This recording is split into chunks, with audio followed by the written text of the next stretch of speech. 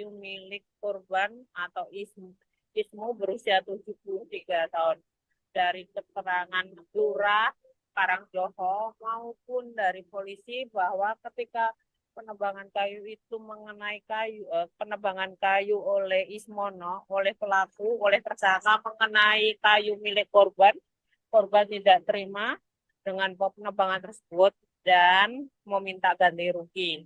Dari keterangan pelaku atau tersangka bahwa telah mengganti rugi, namun korban tetap tidak menerimanya dan terjadi cekcok pada tanggal 24 Juni 2024 silam. Seperti itu rekan Adila. Baik, apakah kondisi kejiwaan pelaku terganggu mengingat tega menebas korban sebanyak 4 kali menggunakan kapak? Baik, rekan Adila, jadi pihak Satreskrim Polres Ponorogo juga memeriksa kejiwaan dari tersangka Ismono. Hal itu disampaikan oleh Kasat Reskrim Polres Ponorogo AKP Rio Pradana beberapa waktu lalu. Eh, Pemeriksaan kejiwaan ini bukan tidak hanya karena menebas 4 kali, namun setelah melakukan pembunuhan atau menebas kakak kandungnya, si Ismono itu juga jalan dengan santainya dengan membawa kapak yang penuh bercak darah dari korban. Jadi dia jalan dengan santainya dari TKP pembunuhan hingga ke rumahnya. Seperti itu rekan Adila. Lalu rekan Pramita terkini kan pelaku telah melakukan rekonstruksi. Lalu berapa dan apa saja adegan yang telah diperagakan? Baik, kemarin memang pada Rabu 10 Juli 2024 Satreskrim Polres Ponorogo menggelar rekonstruksi pembunuhan dari adik bunuh kakak di Desa Karangjoho, Kecamatan Badikan, Kabupaten Ponorogo. Saat itu yang dihadirkan hanya tersangka Ismono dan peran pengganti yaitu korban Ismu.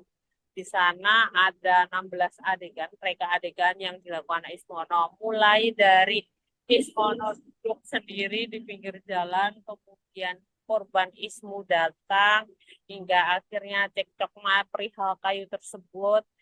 Ismu juga korban Ismu yang digantikan itu juga mengambil sebuah batu juga diperagakan hingga ada peragaan penebasan di bagian telinga dan di bagian kepala korban oleh tersangka. Ada 16 adegan dan untuk detik-detiknya itu ada di adegan ke-10 hingga ke-15. Jadi detik-detik di mana tersangka Ismono membunuh kakaknya sendiri Ismu. Seperti itu rekan Adila. Lalu bagaimana hasil rekonstruksi tersebut rekan Pramita? Apakah pihak penyidik menemukan motif lain dari pembunuhan itu dan hukuman apa yang diterima adik korban? Baik, untuk motif lain, kemarin yang menghadiri adalah Kanit Pidana Umum Satreskrim Polres Ponorogo, itu Buling Sinar menjelaskan bahwa masih akan mempelajari apa yang ada di reka adegan atau rekonstruksi di kemarin. Di sana dia menyebutkan bahwa nanti setelah ini digelarkan kembali di Satreskrim Polres Ponorogo. Kemudian jika ada motif lain, itu Buling menyebutkan akan melakukan konfirmasi ulang. Untuk sementara saat ini pasal yang dijerat adalah pasal 351 ayat 3 KUHP atau pasal 338 KUHP di mana tentang penganiayaan yang menyebabkan matinya orang atau barang siapa sengaja menghilangkan nyawa.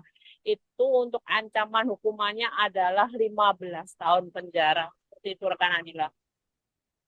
Baik rekan Pramita, terima kasih untuk informasi lengkapnya. Silakan bertugas kembali. Tribuners, wartawan kami telah menghimpun wawancara bersama Kanit Bidum Satreskrim Polres Ponorogo, yakni Ibtu Guling Sudaka. Berikut untuk tayangannya. Jadi hari ini dari Polres Ponorogo ya melaksanakan kegiatan rekonstruksi terkait dengan peristiwa tidak pidana penganiayaan yang menyebabkan hilangnya nyawa korban. Dari rangkaian rekonstruksi ada sekitar 16 ya, ada sekitar 16 yang diragakan baik oleh tersangka maupun oleh saksi. Ya. Di dalam peristiwa penganiayaannya itu ada di adegan nomor 10 ya, nomor 10 sampai nomor 15. Dari hasil rekonstruksi ini, penyidik masih akan melakukan pendalaman, masih akan melakukan pengembangan ya, terkait dari motif lain. Barangkali nanti ada, maka akan kami sampaikan lebih lanjut kepada rekan-rekan media. Ya, yang pada intinya rekonstruksi ini untuk memastikan peristiwanya dalam hal pemenuhan alat bukti yang nantinya akan kami lampirkan di dalam berkas perkara dan akan kami kirim atau serahkan kepada jaksa penuntut umum dalam hal proses penegakan hukumnya. Tribuners, suasana duka menyelimuti kediaman dokter spesialis ortopedi dan traumatolog sekaligus konten kreator yakni Dr. Helmiadi Kuswardana pada Rabu 10 Juli malam. Adapun rumah duka tersebut berlokasi di Komplek Perumahan Cendrawasih Mansion, yakni Jalan Tanggul Patompo, Kecamatan Tamalate, Makassar. Pantauan di lokasi sejumlah keluarga dan kerabat almarhum berdatangan turut menyampaikan duka. Untuk informasi selengkapnya akan disampaikan langsung oleh rekan wartawan Tribun Timur. Muslimin Embal, silakan untuk laporan lengkapnya. Ya, baik. Alhamdulillah dapat saya jelaskan bahwa juga memiliki budi atau sekarang di kantor Burjo, yaitu salah satu dokter yang cukup terkenal ini ada Kuswardana yang juga merupakan konten kreator. Ini meninggal dunia pada Rabu malam sekitar pukul 20.00 saat bekerja di rumah sakit umum daerah Kabupaten atau Kota Mamuju, Sulawesi Barat. Almarhum meninggal di usia 41 tahun, meninggalkan seorang istri dan 3 orang anak, di mana penyakit yang dialami oleh almarhum ini diduga karena jantung stop atau jantung terhenti atau penyakit jantung hingga nyawa korban tidak terselamatkan begitu. Sebelum meninggal, almarhum Dr. Helmiadi ini sempat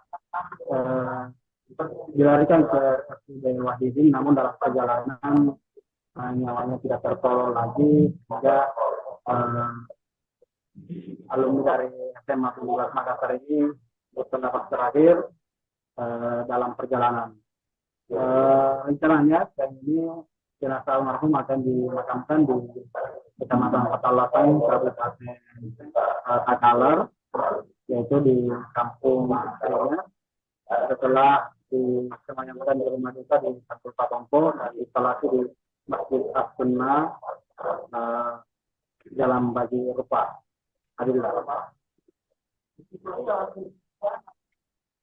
Baik, terima kasih untuk informasi lengkapnya. Silakan bertugas kembali.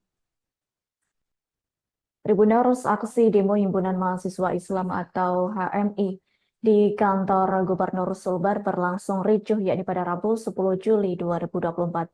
Adapun massa tidak ingin ada Satpol PP yang berjaga di depan gerbang kantor gubernur. Massa kemudian saling dorong dengan Satpol PP dan bahkan sempat terjadi adu jotos. Terkait hal itu, informasi selengkapnya akan disampaikan langsung oleh rekan wartawan Tribun Sulbar. Suwandi, silakan untuk laporan lengkapnya. Baik, terima kasih rekan Adila dan selamat siang, Tribuners. Dapat kami laporkan dari Mamuju, Provinsi Sulawesi Barat, bahwa memang betul bahwa Himpunan Mahasiswa Islam se-Kabupaten Mamuju yang terdiri dari HMI Cabang Mamuju dan HMI Manakara melaksanakan aksi demonstrasi di kantor Gubernur Provinsi Sulawesi Barat pada Rabu 10 Juli 2024 kemarin, di mana aksi ini dilakukan sebagai bentuk protes terhadap tindakan oknum Satpol PP yang telah menginjak bendera HMI yang mengundang reaksi daripada kader HMI di Mamuju. Bukan hanya itu, Tribuners, bahwa rombongan aksi juga bukan hanya dilaksanakan atau diikuti oleh para kader HMI, tetapi juga Korps Alumni HMI atau KAHMI yang turut menyampaikan prihatinnya. Namun yang menjadi perhatian awak media ketika aksi ini terjadi adalah terjadi aksi saling dorong dan saling pukul, bahkan adu jotos di antara Satpol PP dan para pendemo atau demonstran, di mana pada awal ketika masa aksi datang, mereka tidak ingin melihat keberadaan Satpol PP karena merasa bahwa Satpol PP telah menginjak harga diri mereka dengan menginjak bendera kebanggaan yang dicintai oleh para kader HMI, yaitu sebagai simbol dari persatuan mereka, yaitu adalah bendera Himpunan Mahasiswa Islam. Dan setelah itu mereka saling dorong dan meminta Satpol PP untuk tidak berada di depan pagar dan menyuruh para Satpol PP mundur agar tidak terjadi kericuhan. Nah, setelah itu para Satpol PP kembali masuk dan para demonstran menyampaikan orasinya di luar pagar. Namun ketika orasi tersebut disampaikan, Tribuners, terjadi suatu tindakan yang membuat para demonstran marah, yaitu ada lemparan yang dilakukan oleh oknum Satpol PP di dalam pagar yang melempar batu keluar, yang menyebabkan reaksi dari para demonstran untuk membalas untuk melempar batu. Jadi begitulah Tribuners bagaimana peristiwa adu jotos dan saling lempar batu antara para demonstran dan Satpol PP. Namun situasi itu tidak berlangsung lama, Tribuners, karena bisa berhasil ditenangkan. Namun tidak lama setelah itu, setelah demonstran bericuh dengan para Satpol PP, demonstran juga saling dorong dengan pihak pengamanan dari Satpol PP, bahkan pihak kepolisian, dan bahkan juga pihak kepolisian harus meluncurkan atau menyemprotkan water cannon untuk melerai massa. Setidaknya, Tribuners, dalam peristiwa ini ada 3 korban yang berjatuhan dari peserta aksi, ya, dan 1 diantaranya mengalami luka di kepala dan harus dilarikan ke rumah sakit terdekat. Sementara juga dari pihak kepolisian ada 1 yang dinyatakan sebagai korban dalam kejadian ini. Jadi demikian, Tribuners, mungkin dapat kami laporkan dari Mamuju, Provinsi Sulawesi Barat. Saya kembalikan ke Adila.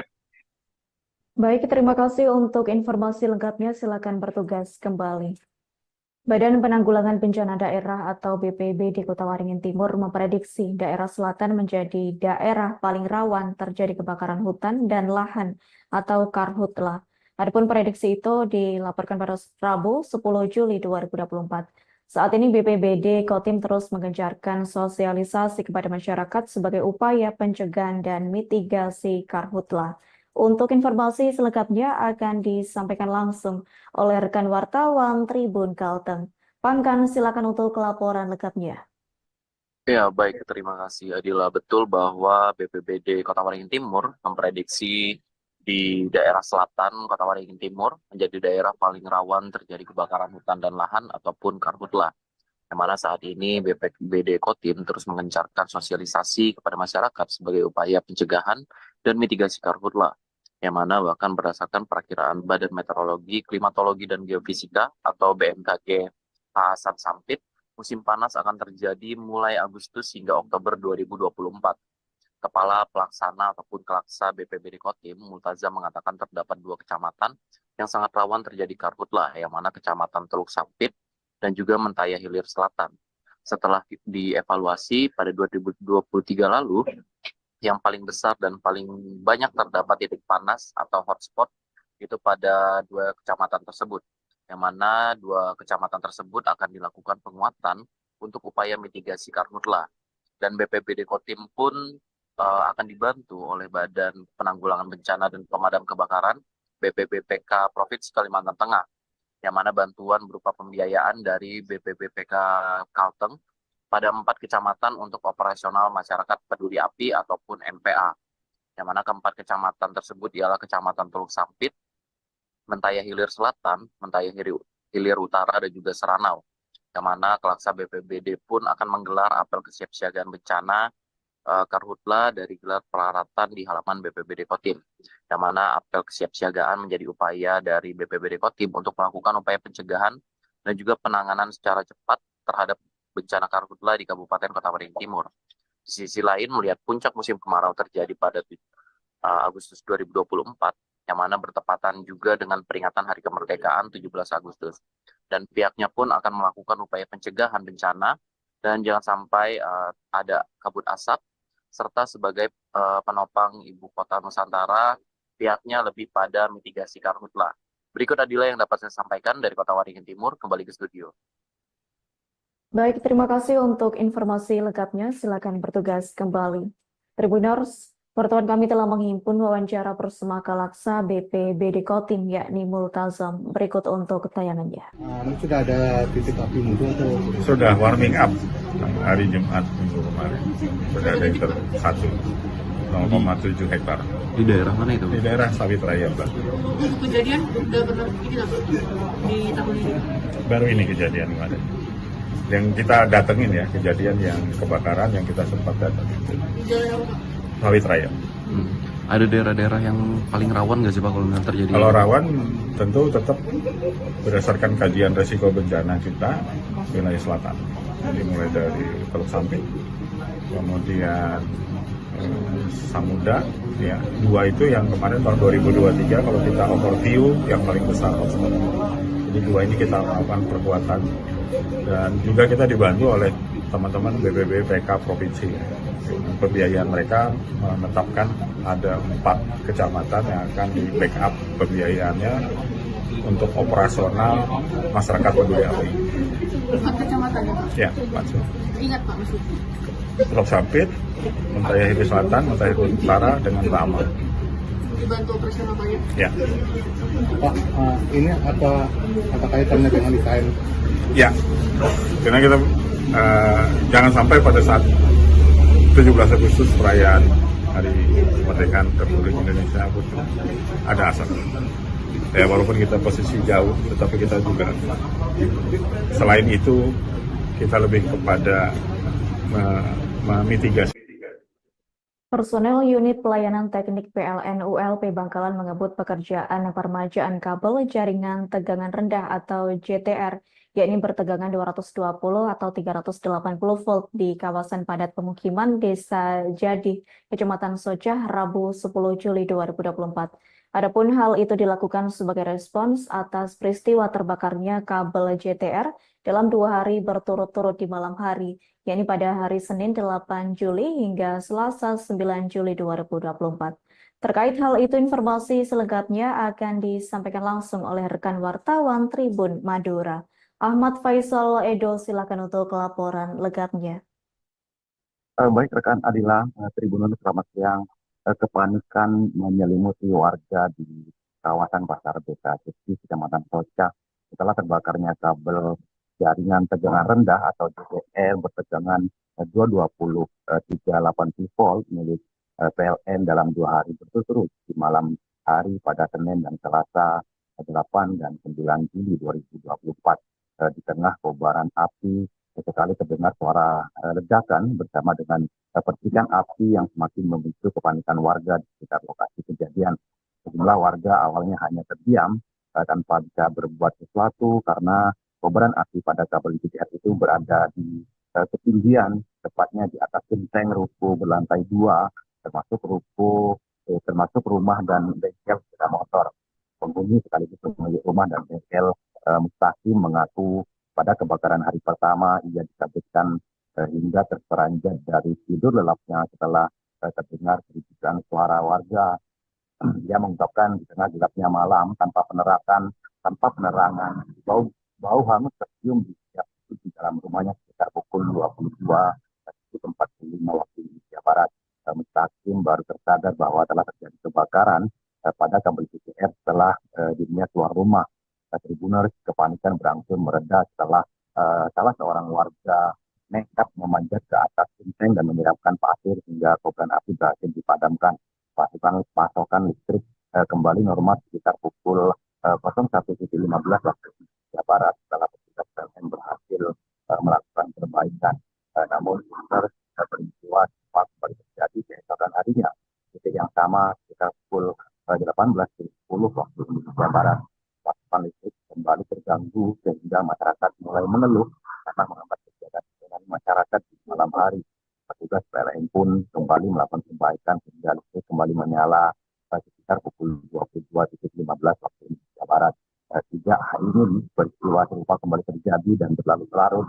Keesokan harinya pihak PLN ULP Bangkalan langsung mengerahkan sedikitnya 4 personel unit pelayanan teknik untuk melakukan peremajaan kabel JTL yang membentang di Gardu 55 pada Rabu 10 Juli 2024. Hal itu dilakukan setelah pihak PLN ULP Bangkalan mengetahui bahwa kondisi kabel JTL tersebut telah dimakan usia, apalagi warga menyebutkan sebelumnya kabel JTL itu memang sering terbakar hingga menyebabkan padam. Manajer PLN ULP Bangkalan, NIH, mengatakan langkah masyarakat tidak cepat bisa melaporkan peristiwa terbakarnya kabel JTL berkepanjangan 2038 volt itu sehingga pihaknya bisa memberikan quick respon untuk mengatasi permasalahan tersebut. Ia menjelaskan peremajaan kabel memang diperlukan karena kondisinya sudah lapuk dimakan usia, dengan harapan kembali terciptanya keamanan dan keandalan pasokan listrik dari masyarakat pelanggan. Ia mengimbau masyarakat agar selalu berkoordinasi dengan pihak PLN sebagai upaya menjaga keselamatan lingkungan apabila berkegiatan di dekat kabel JTR bertegangan 220 atau 30 volt maupun pada jaringan kabel saluran udara tegangan menengah atau SITM bertegangan 20 kV. Demikian rekan Adila. Baik, terima kasih untuk informasi lengkapnya. Silakan bertugas kembali. Tribuners, wartawan kami telah menghimpun wawancara bersama warga terdekat yakni Mustaqim dan manajer PLN ULP Bangkalan M. Ilham. Berikut untuk tayangannya. Sering padam karena sering kebakar, kabelnya itu sering kebakar. Mulai dulu masih hujan itu tetap kebakar. Apalagi di akhir-akhir 2 hari ini sudah 2 hari kemarin kebakar, terus besok kemarin lusa juga kebakar di tempat yang sama. Sampai itu baunya itu loh masuk ke dalam rumah.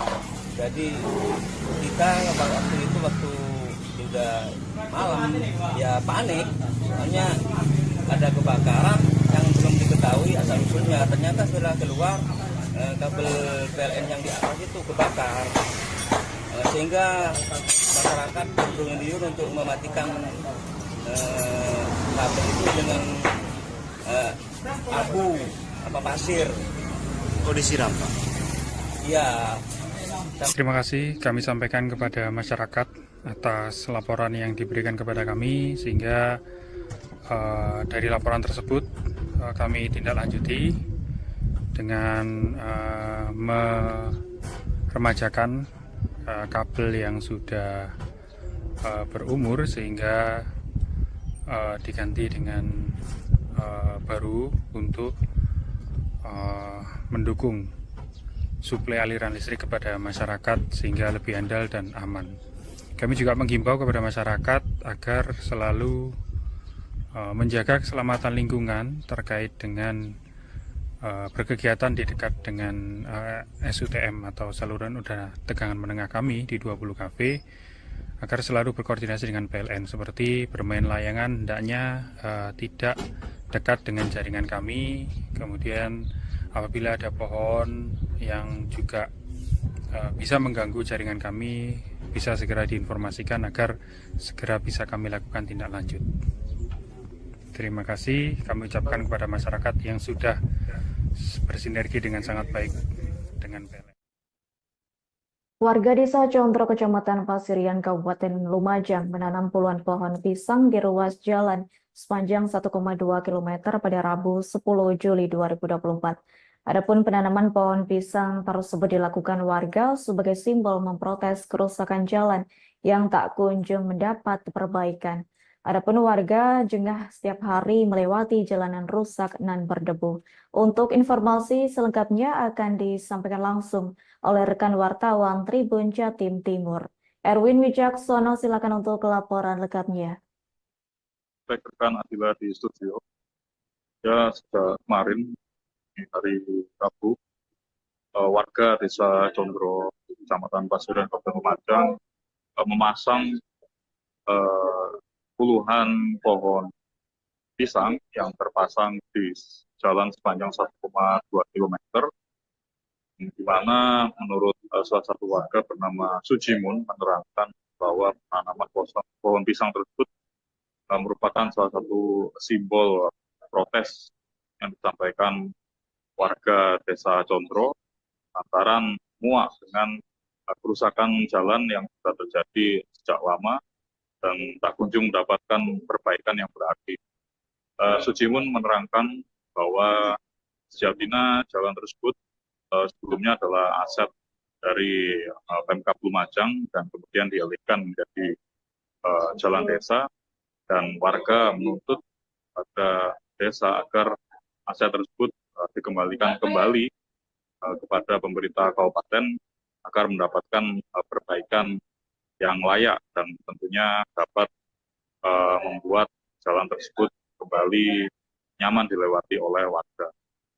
Sujimun juga menjelaskan bahwa aksi demonstrasi yang sempat dilakukan oleh warga, yakni dengan melakukan penutupan jalan, juga menjadi protes keras terhadap warga karena sejauh ini warga sudah muak karena memang jalan tersebut selain rusak juga banyak sekali debu-debu karena memang jalan tersebut diketahui merupakan jalur transportasi alat kendaraan tambang pasir yang kerap melewati jalan tersebut.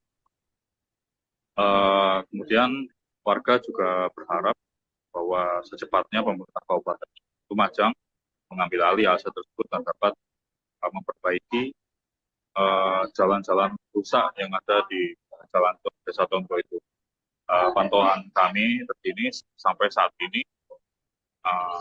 pohon-pohon pisang tersebut masih tertanam di ruas-ruas jalan sepanjang 1,22 meter itu. Terpisah ketika kami konfirmasi kepala desa mengatakan bahwa pihaknya kepala desa yakni Sukirno mengatakan bahwa pihaknya sejatinya sudah melakukan upaya-upaya perbaikan, namun pihaknya juga tak menampik bahwa ada kekurangan dana, dan dia menjelaskan bahwa skema pengambilan dana dari dana desa tersebut juga memerlukan beberapa ketentuan begitu menurutnya, sehingga turut menjadi hambatan dalam melakukan perbaikan jalan.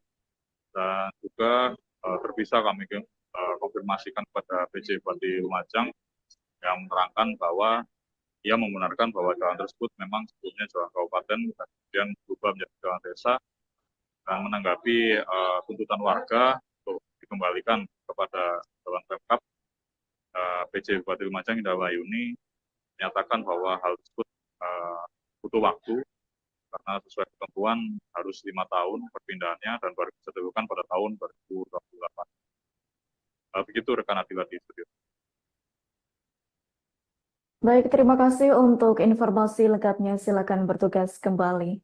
Tribuners, wartawan kami telah menghimpun wawancara bersama Sujimun selaku warga Condro. Berikut untuk tayangannya. Dusun Gendengan, Desa Condro. Apa alasan untuk menutup jalan? Ya alasan karena masyarakat sudah tidak tahan lah, tiap hari debu, termasuk jalannya bergelombang, itu akan membahayakan oleh pengguna jalan. Kemudian setelah itu? Ya selain itu sudah warga sudah kompak memang minta ditutup jalan ini. Sampai kapan? Ya sampai ada keputusan dari Pak Inggi. Ya dari keputusan Pak Inggi kalau mau dibangun kapan, mau dikalihkan ke kabupaten lagi, ya nunggu itu. Kalau tidak ada itu ya langsung ditutup terus sementara. Jadi menunggu memang ini jalan awalnya memang jalan kabupaten untuk dialihkan ke jalan desa. Awalnya dari jalan kabupaten, tapi dibuatlah SK Bupati, cuma SK belum ada perbuknya. Jadi SK Bupati menjadi jalan desa. Jadi belum ada kekuatan, belum ada payung hukumnya. Makanya kemarin Pak Enggi pengaduan ke PJ Bupati bahwa minta perlindungan, minta diterbitkan jalan ini sebagai milik desa. Yang kedua, minta payung hukum masalah portal. Portal itu berarti kan ilegal. selama ini narik itu berarti. Tribuners, setidaknya dalam seminggu SPBU di Mandetek, Makale, Tanah Toraja, Sulawesi Selatan telah kehabisan BBM jenis Pertalite selama 2 kali untuk kendaraan roda 2. Diketahui pada Senin 8 Juli 2024, misalnya BBM jenis Pertalite sudah habis menjelang sore hari. Beberapa pengendara kemudian berputar balik, namun sebagian terpaksa harus memilih BBM jenis Pertamax. Untuk informasi selengkapnya akan disampaikan langsung oleh rekan wartawan Tribun Toraja. Muhammad Rifki, silakan untuk laporan lengkapnya.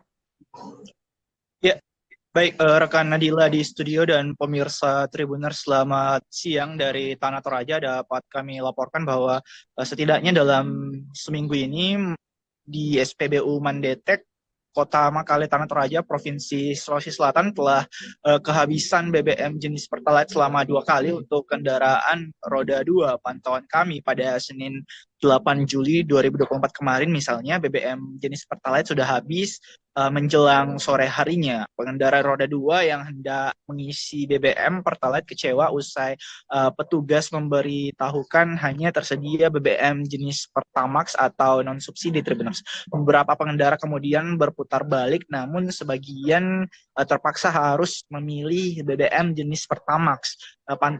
Kami juga sudah berusaha mengkonfirmasi pengawas SPBU Mandetek, Bapak Roy, namun hingga detik ini belum mendapat tanggapannya. Penyebab pasti habisnya BBM jenis Pertalite kemudian belum dapat kami simpulkan, namun diketahui SPBU Mandetek memang menjadi salah satu SPBU terpadat di Kabupaten Tanah Toraja, khususnya di Kota Makale ini. Kendaraan baik roda 2 maupun roda 4 hingga kendaraan berat sudah mulai mengantre untuk pengisian BBM sejak dini hari di SPBU Mandetek. Sebelumnya juga Tribuners diberitakan Menteri Koordinator Bidang Kemaritiman dan Investasi Bapak Luhut Binsar Panjaitan mengungkapkan pembelian BBM subsidi memang akan dibatasi. Pembatasan itu rencananya akan diberlakukan mulai 17 Agustus mendatang. Menurutnya, pemerintah sedang melakukan efisiensi untuk meningkatkan penerimaan negara. Salah satunya adalah dengan mengatur penyaluran BBM subsidi agar lebih tepat sasaran. Luhut mengungkapkan dalam unggahan Instagramnya 17 Agustus ini pemberian BBM subsidi dengan harga murah tak lagi bisa sembarangan. Penerapan pembelian BBM sesuai penerima akan diterapkan. Adapun unggahan Luhut diunggah melalui Instagram resminya yakni @luhut.panjaitan pada Selasa 9 Juli kemarin. Dalam captionnya yang menulis pemberian subsidi yang tidak tepat sasaran itu sekarang Pertamina sudah menyiapkan. Kita berharap 17 Agustus ini kita sudah bisa mulai, di mana orang yang tidak berhak dapat subsidi itu akan bisa kita kurangin, kita hitung di situ, ungkap Luhut dalam unggahan Instagramnya, Tribuners. Untuk saat ini demikian rekan Adila yang dapat kami laporkan. Muhammad Rifki langsung dari Kota Makale, Tanah Toraja. Saya kembalikan ke Anda di studio. Baik, terima kasih untuk informasi lengkapnya. Silakan bertugas kembali. Tribuners, kondisi jalan menuju RSUP Leimena di Jalan R. Suprapto, Desa Rumah 3, Kota Ambon semakin memprihatinkan. Diketahui pada Selasa 9 Juli 2024 ditemukan beberapa titik lubang, yakni dengan diameter mencapai 1 meter. Kondisi jalan yang rusak parah tersebut kerap menyebabkan pengendara terjatuh.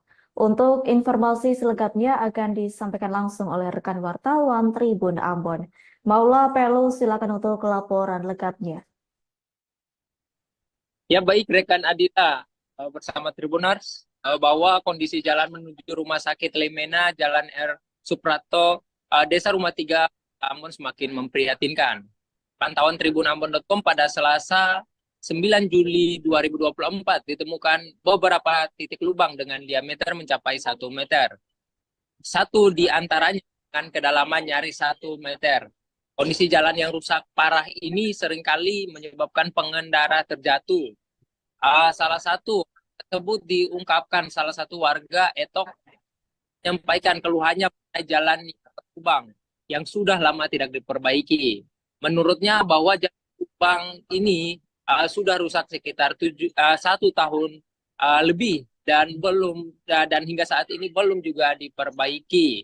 Ia juga mengungkapkan bahwa dirinya pernah terjatuh di lubang-lubang jalan tersebut. Sebagai langkah antisipasi darurat, pihak rumah sakit meletakkan paplok pada lubang-lubang tersebut. Namun upaya ini tidak bertahan lama karena paving block tidak mampu menahan beban berat kendaraan yang melintas setiap harinya. Warga itu dia berharap bahwa pemerintah segera mengambil tindakan untuk memperbaiki jalan ini secara optimal, mengingat jalan tersebut merupakan salah satu akses utama menuju rumah sakit. Demikian laporan yang dapat saya sampaikan. Kembali ke rekan. Terima kasih. Baik, terima kasih untuk informasi lengkapnya. Silakan bertugas kembali. Tribuners, bakal calon gubernur Papua Barat Daya, Legend TNI Purnawirawan Jobie Onesimus Wayangkau akan menggelar pasar murah di sejumlah titik. Adapun Ketua Tim Relawan Nusantara Papua, Lindert Rau, mengatakan bahwa pasar murah akan diselenggarakan di 30 titik atau lokasi. Rinciannya 24 titik akan berlangsung di Kota Sorong dan 6 lokasi pasar murah akan dilakukan di Kabupaten Sorong. Untuk informasi selengkapnya akan disampaikan langsung oleh rekan wartawan Tribun Sorong. Aldi Tamge, silakan untuk laporan lengkapnya. Terima kasih. Tadi dapat kami kabarkan dari Kabupaten Sorong, Papua Barat Daya, bahwa bakal calon gubernur Papua Barat Daya yaitu Yogi Wayangkau di dalam di kampung Kiriman Jalur Bali.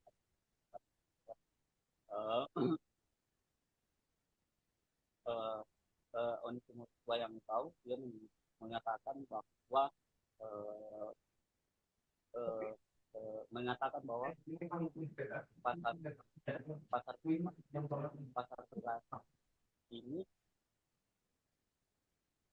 pasar murah ini dengan adanya pasar murah ini dia ingin membantu masyarakat di Kabupaten Sorong.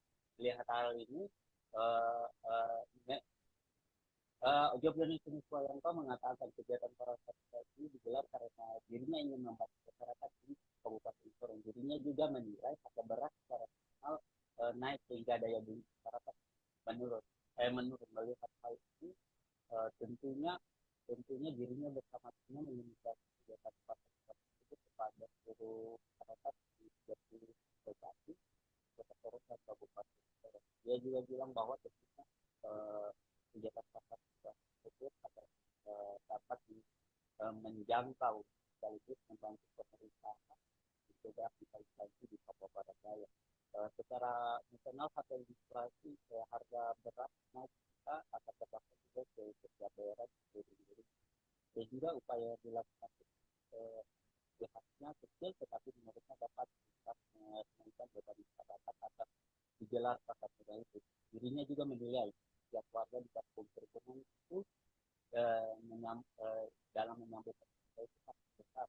Artinya warga Kiriman ini tetapi kalau sudah berkecukupan pasti tidak mencari dapat terjadi.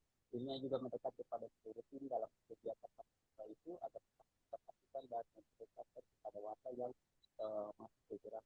Olehnya itu dirinya Polisi Wayangkau berharap adanya tersebut dapat membantu masyarakat dan cara perekonomian rakyat. Apalagi kata dia di Papua Barat Daya ini merupakan satu di tanah Papua dari masyarakat dan semua barat datang dari luar. Nah, menurutnya hal ini harus diperhatikan. Adapun lokasi murah di Kabupaten Sorong, kampung Kiriman Jalur Bali, di Almas, depan pasar pagi, terminal pasar Mariat, dusun kelurahan. Demikian tadi yang kita dapat dari Papua Barat Daya. Baik, terima kasih untuk informasi lengkapnya. Silakan bertugas kembali. Sejumlah mahasiswa Universitas Negeri Mataram atau UNRAM penerima manfaat Kartu Indonesia Pintar atau KIP mengalami kendala lantaran peretasan pada pusat data nasional. Adapun peretasan tersebut lumayan membuat mahasiswa khawatir. Adapun Ketua Umum Forum Mahasiswa Pembidik Prestasi Universitas Mataram, Zulkifli, mengatakan bahwa untuk masalah tersebut membuat kesulitan penerima KIP baik di Universitas Mataram maupun penerima di kampus lain. Terkait hal itu, informasi selengkapnya akan disampaikan langsung oleh rekan wartawan Tribun Lombok. Rozi Anwar, silakan untuk laporan lengkapnya. Oke, terima kasih Adila dan Tribuners. Kita kembali lagi di siang hari ini. Tribuners, memang terkait pertasan ya soal data nasional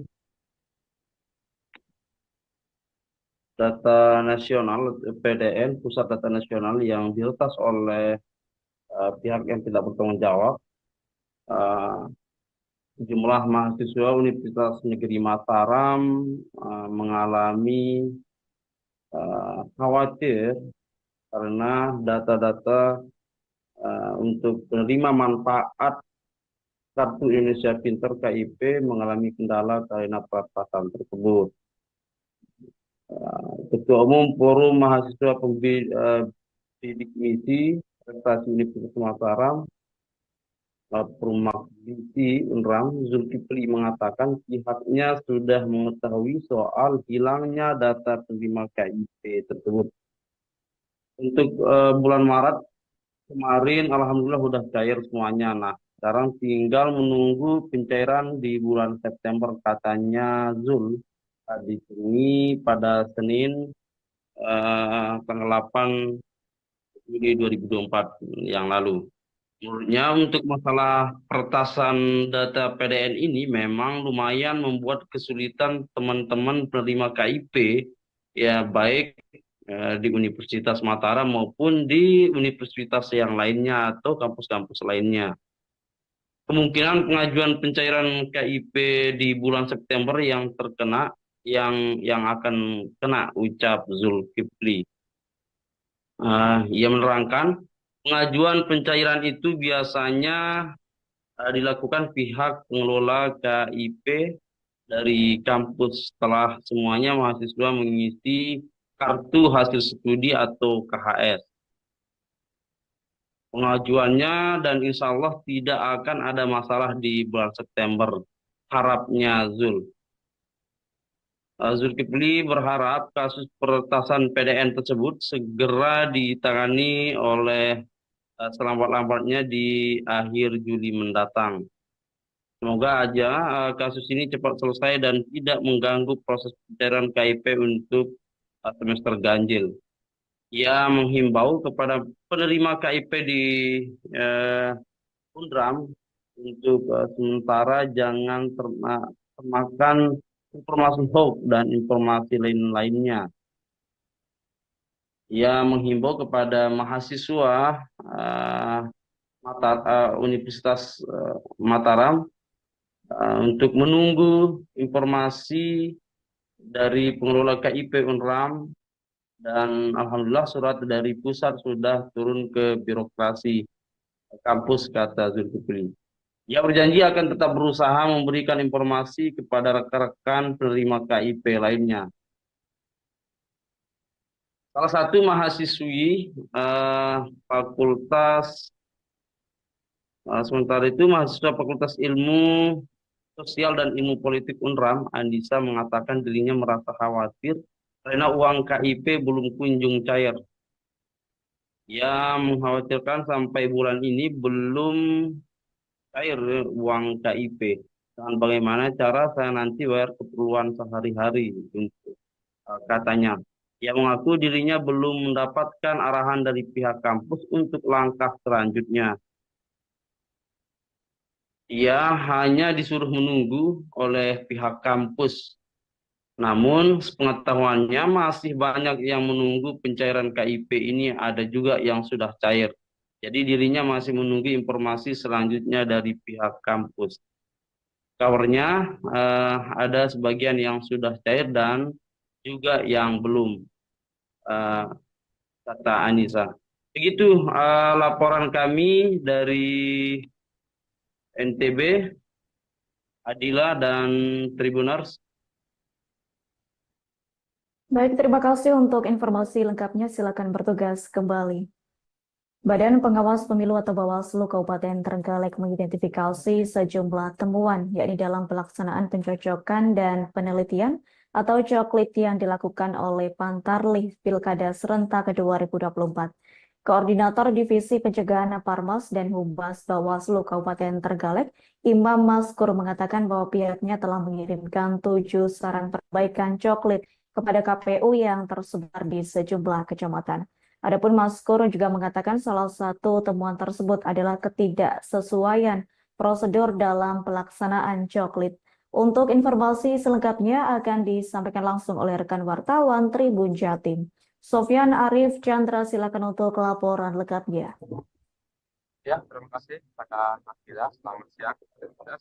Benar sekali sejumlah temuan telah diidentifikasi oleh Badan Pengawas Pemilu atau Bawaslu Kabupaten Trenggalek dalam proses pelaksanaan pencocokan dan penelitian atau coklit yang dilakukan oleh Panitia Pemutakhiran Data Pemilih atau Pantarlih dalam Pilkada Serentak 2024.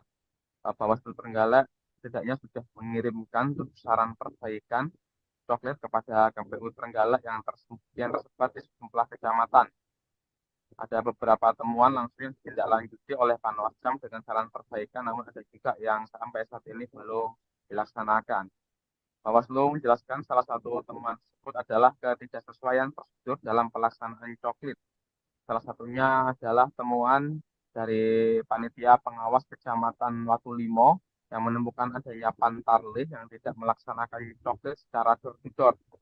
Pantarlih tersebut tidak melakukan door-to-door, namun menuliskan data tanpa mengunjungi rumah dan anggota keluarga dalam KK atau kepala keluarga tersebut.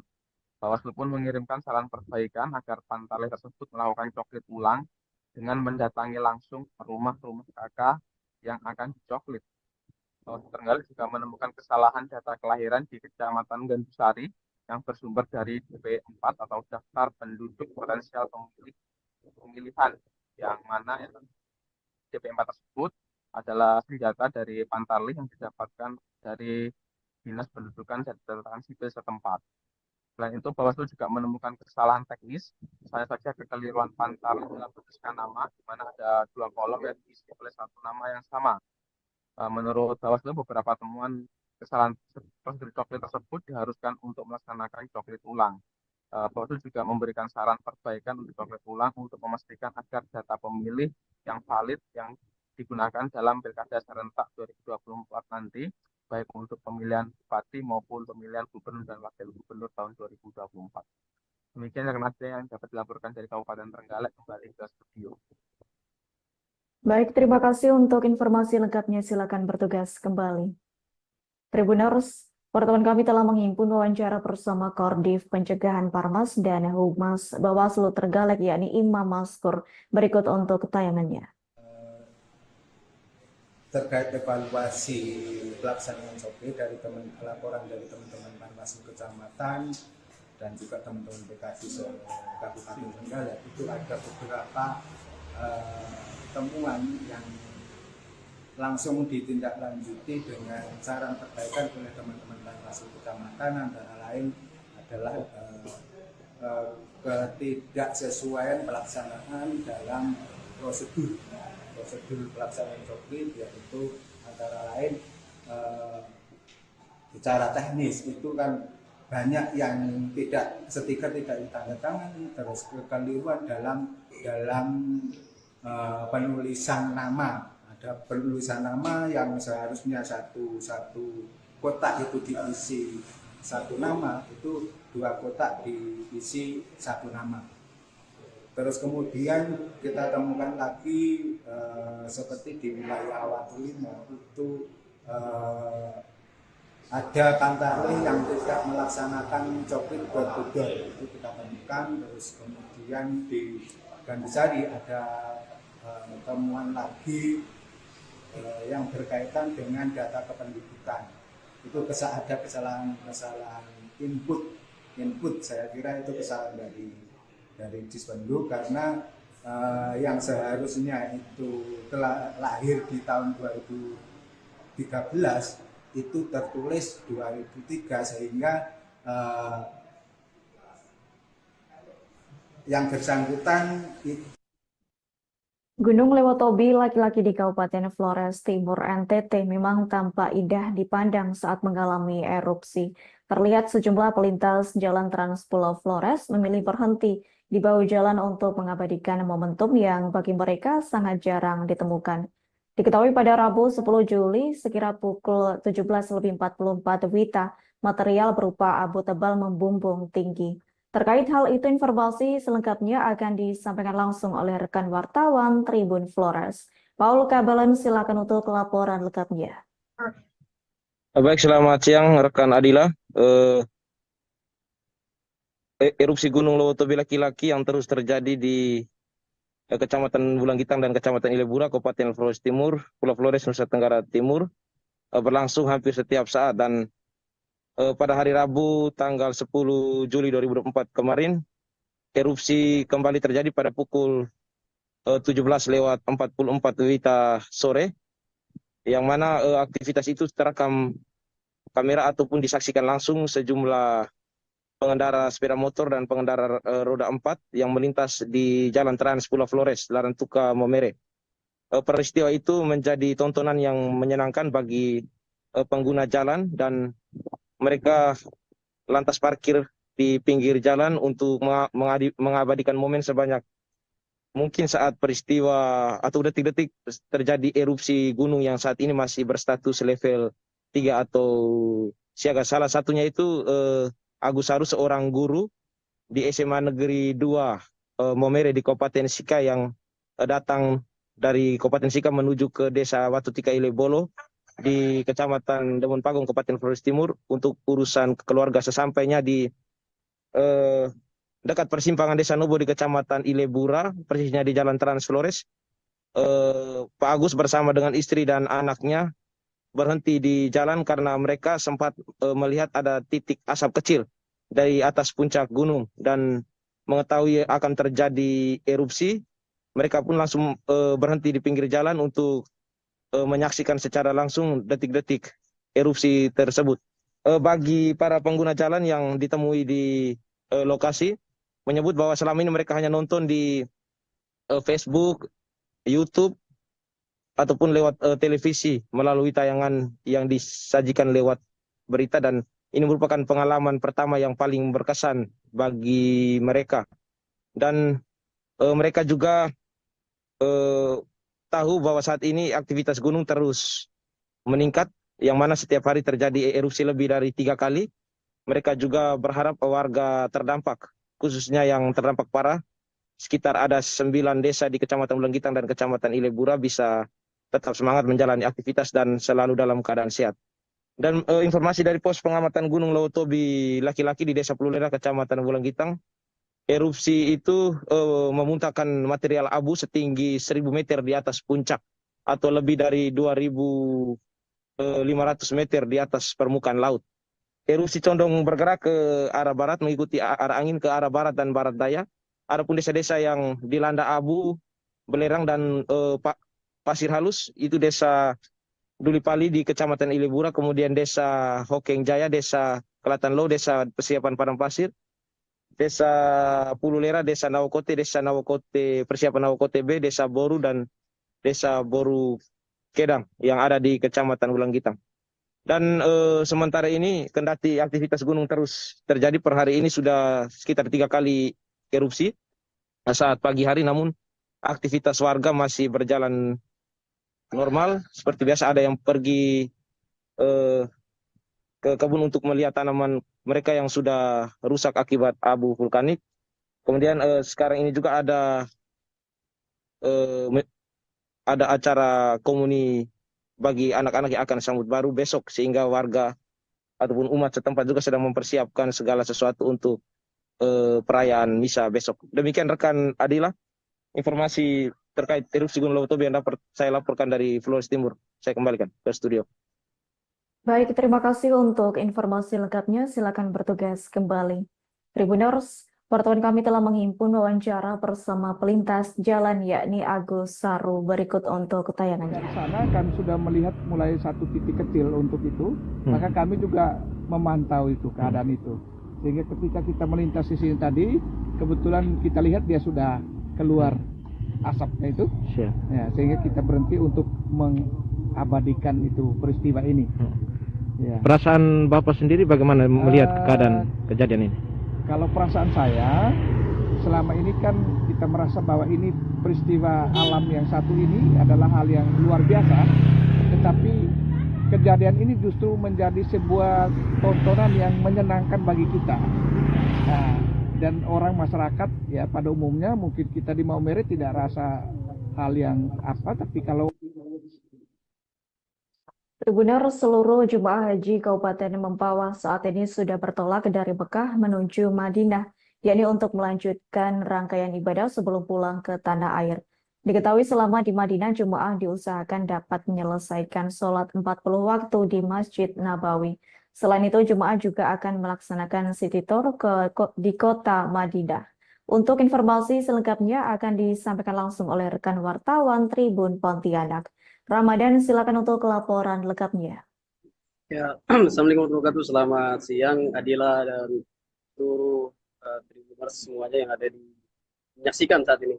Ya, kita informasikan bahwa saat ini jemaah haji, untuk berita informasi haji, jemaah haji Kabupaten Mempawah khususnya, saat ini sudah bertolak dari Mekah ke Madinah.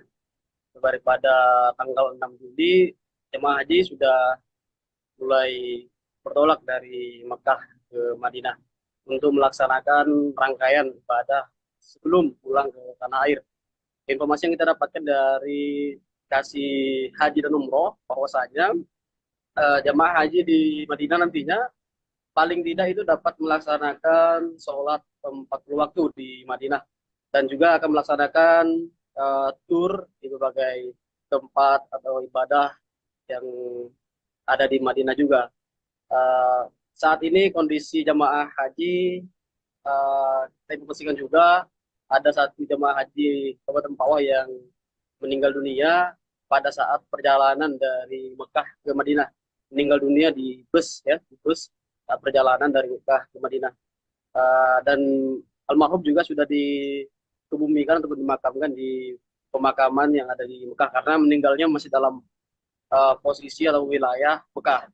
Jadi dari 177 jemaah haji yang saat ini bertolak ke Madinah tinggal 176 karena satu orang meninggal dunia di Mekah. Jadi 176 orang inilah nantinya akan insyaallah pulang ke tanah air. Untuk kepulangan sendiri di informasi yang kita dapatkan juga jemaah akan pulang dari Madinah menuju tanah air yaitu ke embarkasi Batam pada tanggal 14 Juli 2024 dan diperkirakan datang di embarkasi Batam pada tanggal 15 Juli pukul 2 dini hari waktu Batam. Dan setelah itu informasinya juga pada pagi harinya pukul 9 pagi itu jemaah haji langsung dari Batam pulang ke Kalimantan Barat ya, Pontianak. Setelah dari Pontianak baru pulang ke tempat masing-masing. Alhamdulillah 176 jemaah haji yang saat ini di Madinah informasinya dalam keadaan sehat walafiat. Seperti itu Adila. Baik, terima kasih untuk informasi lengkapnya. Silakan bertugas kembali. Tribuners, wartawan kami telah menghimpun wawancara bersama Kalsi penyelenggara haji dan umrah atau PHO Kemenak Mempawah yakni Mulyadi. Berikut untuk tayangannya.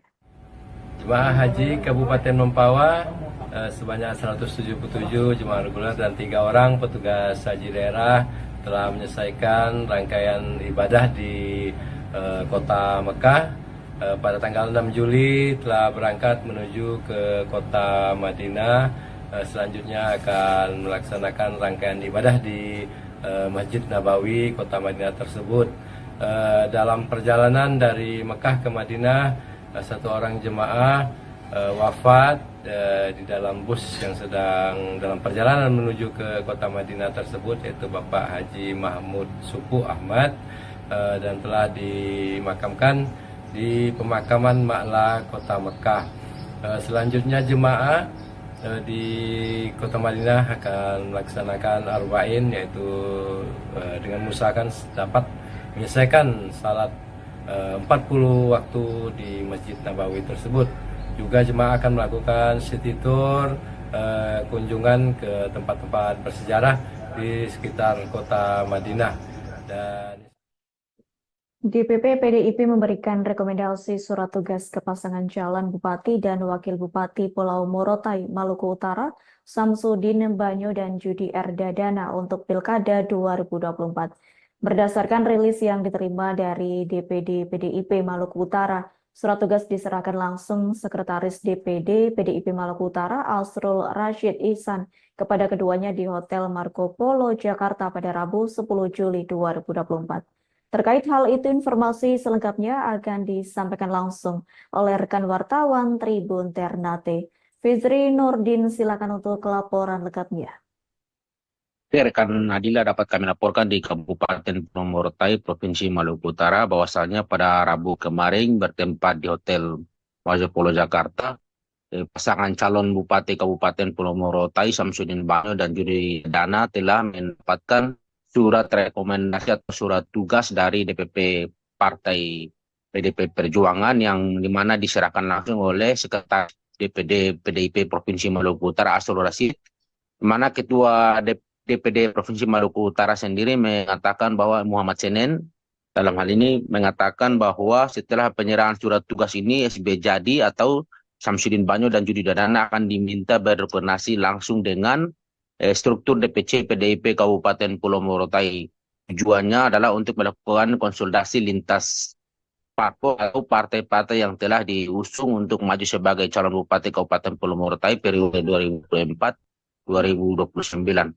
Nah, Muhammad Senen juga menegaskan bahwa surat tugas yang diberikan oleh DPP itu secara tunggal, jadi tidak ada paslon yang lain akan diberikan, hanya Samsudin Banyo dan juga Judi Dana, di mana Judi Dana ini merupakan anggota DPRD aktif yang ia juga menjadi kades partai PDIP di Kabupaten Pulau Morotai.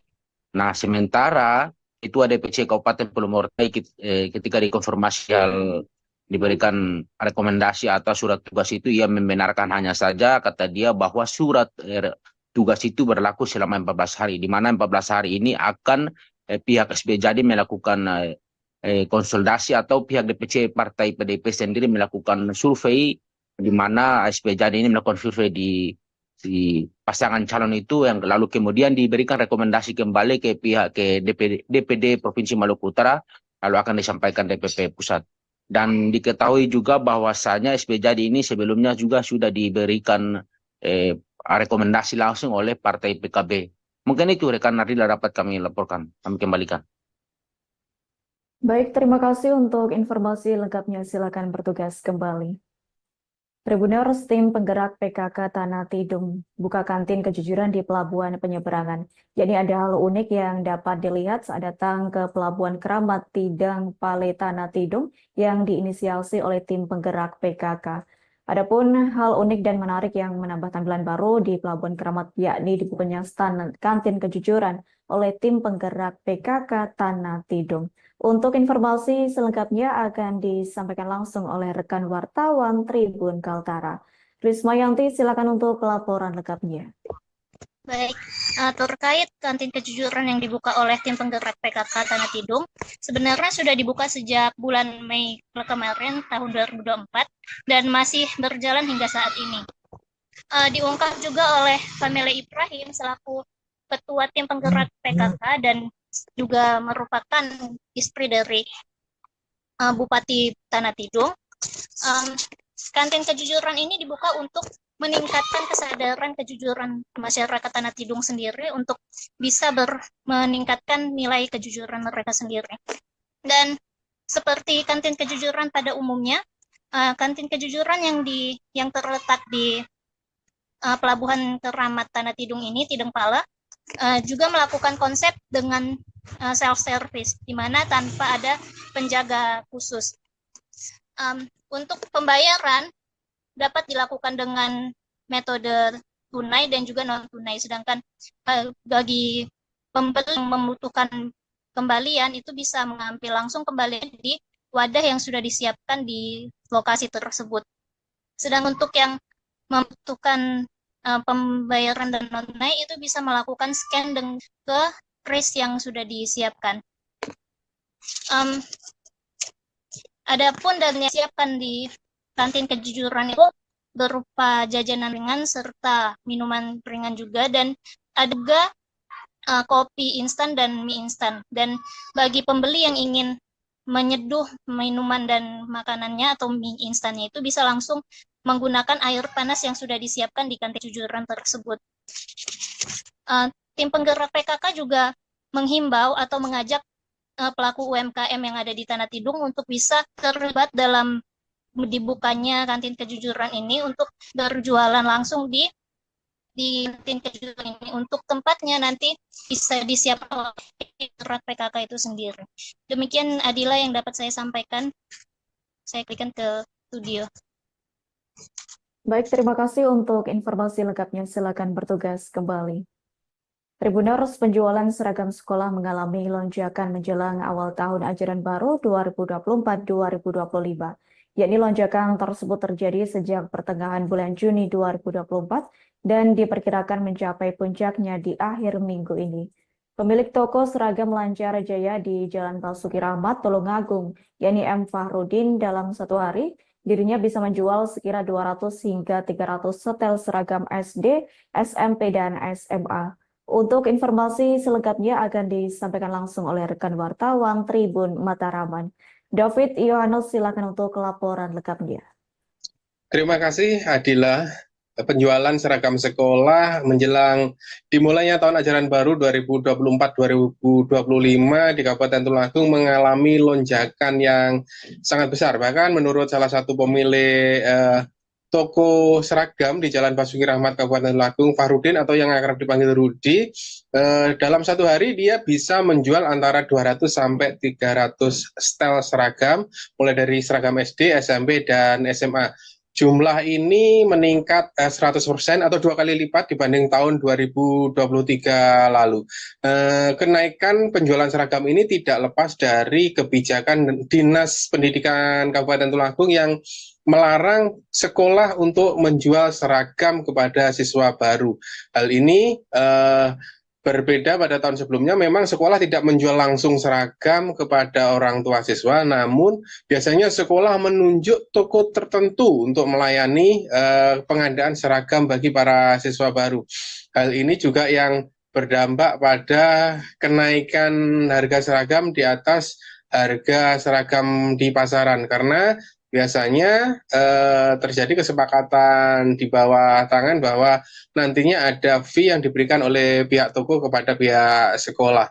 Dan Fahrudin atau Rudi mematok harga untuk seragam SD ini 140.000 per setel, sementara untuk seragam SMP dan SMA 180.000 per setel.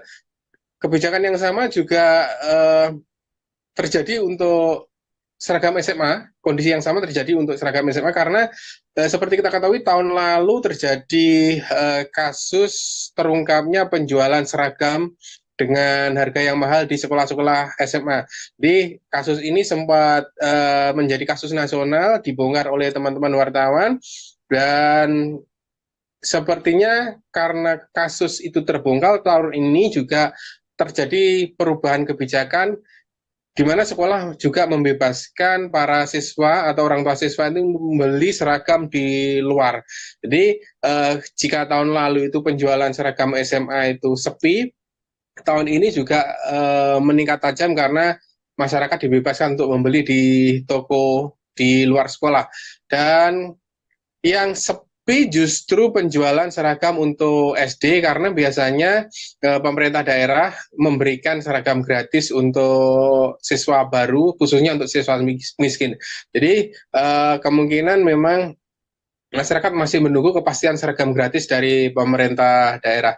Dari orang tua siswa yang kami wawancarai, mereka juga mengaku terbantu dengan kebijakan membebaskan membeli seragam di luar karena harganya memang relatif lebih murah, dan mereka juga lebih bisa memilih, ya, leluasa memilih seragam sesuai dengan kebutuhan anaknya, berbeda dengan seragam yang di-drop oleh pihak sekolah, biasanya ukurannya juga ada yang tidak pas gitu. Selain itu juga jika membeli di luar memang lebih cepat, artinya tidak harus menunggu waktu, mereka bisa mendapatkan seragam seperti yang diinginkan. Demikian Adila yang bisa saya laporkan. Baik, terima kasih untuk informasi lengkapnya. Silakan bertugas kembali. Tribuners, wartawan kami telah menghimpun wawancara bersama pemilik toko seragam yakni Rodi. Berikut untuk tayangannya. Meningkat Mas daripada tahun dulu. Ini 100%. SD, SMP, SMA alhamdulillah suruh beli di luar semua. Yang paling rame hari ini SMP Mas. SD belum ada himbauan dari KS-nya masing-masing. Cuma mulai Juni itu dikit-dikit beli seragamnya, masih atasan aja, bawahan aja, belum full gitu. Per hari rata-rata berapa? Per hari sekitar 100-200 setel. Alhamdulillah mulai Juni, Juli. Bisa mulai puncaknya minggu ini bisa 200-300 setel bisa. Ini sudah mulai ramai sejak kapan? Sejak mulai raya Juni. Pertengahan Juni udah mulai alhamdulillah udah banyak yang beli. Yang paling banyak diminati? Yang paling banyak diminati ini sementara masih SMP. Seragamnya jenis apa? Putih, biru-biru sama pramuka. Iya. Harga seragam berapa tuh Pak? Harga seragam SMP sekitar 180, SMA sama 180. Untuk SD? SD 140. Tribuners, Taman Puspa merupakan ruang terbuka hijau atau RTH milik pemerintah Kabupaten Malang, jadi yang terletak di jalur lingkar barat Kepanjen Kabupaten Malang. Meski berada di lokasi yang cukup strategis, Taman Puspa nampak sepi dan jarang pengunjung yang datang. Menurut beberapa warga, Taman Puspa nampak sepi lantaran jauh dari permukiman. Untuk informasi selengkapnya akan disampaikan langsung oleh rekan wartawan Surya Malang. Purwanto, silakan untuk laporan lengkapnya.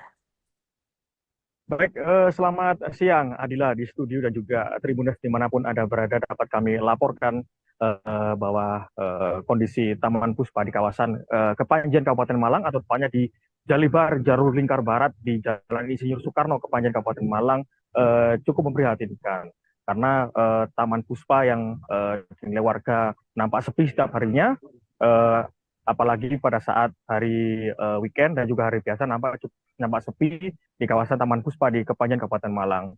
Menurut beberapa warga sekitar juga, karena memang jauh dari permukiman warga dan juga jauh warga enggan untuk mampir ke kawasan Taman Puspa. Taman Puspa sendiri ramai apabila pada saat musim mudik Lebaran karena memang berada di kawasan jalur antara penghubung antara Kabupaten Malang dan juga Kabupaten Blitar.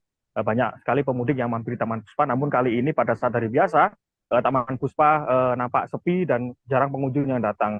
Selain itu juga Taman Puspa juga dijadikan beberapa kali oleh oknum untuk berbuat yang tidak senonoh. Kemudian juga beberapa akhir tahun yang lalu, tepatnya di Desember tahun 2023 juga digunakan warga untuk bunuh diri di kawasan Taman Puspa di Kepanjen Kabupaten Malang. Seperti itu Adila, kembali ke studio. Baik, terima kasih untuk informasi lengkapnya. Silakan bertugas kembali. Kendari Watersport berada di Jalan IRH Alala, Kelurahan Tipulu, Kecamatan Kendari Barat, Kota Kendari, Provinsi Sulawesi Tenggara, tampak ramai pengunjung. Terlihat pada Rabu 10 Juli 2024, kawasan Kendari Watersport tampak tidak terawat, yakni sampah plastik berserakan di area sekitar pohon mangrove di sebelah kiri jalur pejalan kaki. Untuk informasi selengkapnya akan disampaikan langsung oleh rekan wartawan Tribunnews Ultra. Apriliana, silakan untuk laporan lengkapnya. Ya, baik. Ya, baik rekan Adila dan juga Tribuners. Betul sekali, Kendari Watersport berada di Jalan Insinyur Haji Alala, Kelurahan Tipulu, Kecamatan Kendari Barat, Kota Kendari, Provinsi Sulawesi Tenggara. Dari pantauan tribunnews.ultra.com pada Rabu 10 Juli 2024, kawasan Kendari Watersport tampak tidak terawat. Terlihat dari sampah plastik yang berserakan di area sekitar pohon mangrove di sebelah kiri jalur pejalan kaki. Sampah yang terlihat meliputi berbagai jenis sampah, mulai dari plastik, styrofoam, kaleng, dan benda-benda lainnya. Oleh karena itu, Kendari Watersport tampak tidak bersih dan menimbulkan kesan kurang terawat. Kemudian adanya lantai ubin yang terletak yang retak dan juga rerumputan yang dibiarkan begitu saja mengurangi keindahan tempat tersebut. Meski demikian, Kendari Watersport masih ramai dikunjungi oleh masyarakat pada pagi dan sore hari, sebab tempat ini menyuguhkan pemandangan laut dengan kapal-kapal yang sedang berlabuh. Potret Masjid Al-Alam juga dapat dinikmati dari Kendari Watersport dan biasanya dijadikan latar belakang saat berfoto. Di sekeliling tempat tersebut juga terdapat hutan mangrove yang kini tampaknya terbengkalai.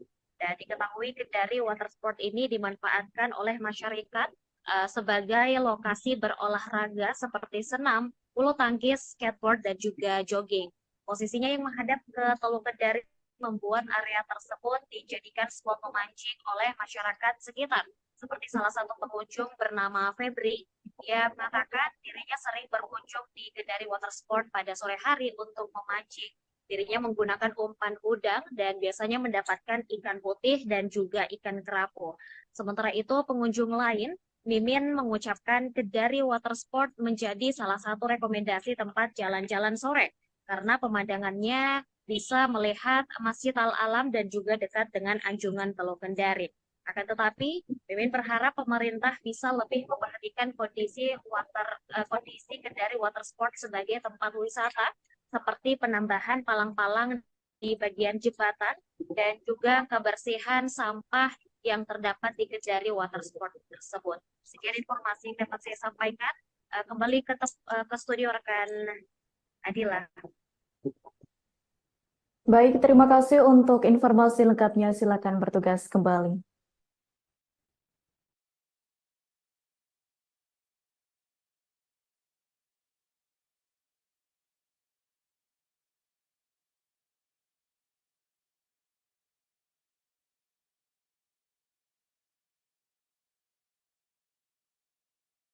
Kabupaten Lumajang menanam puluhan pohon pisang di ruas jalan sepanjang 1,2 km pada Rabu 10 Juli 2024.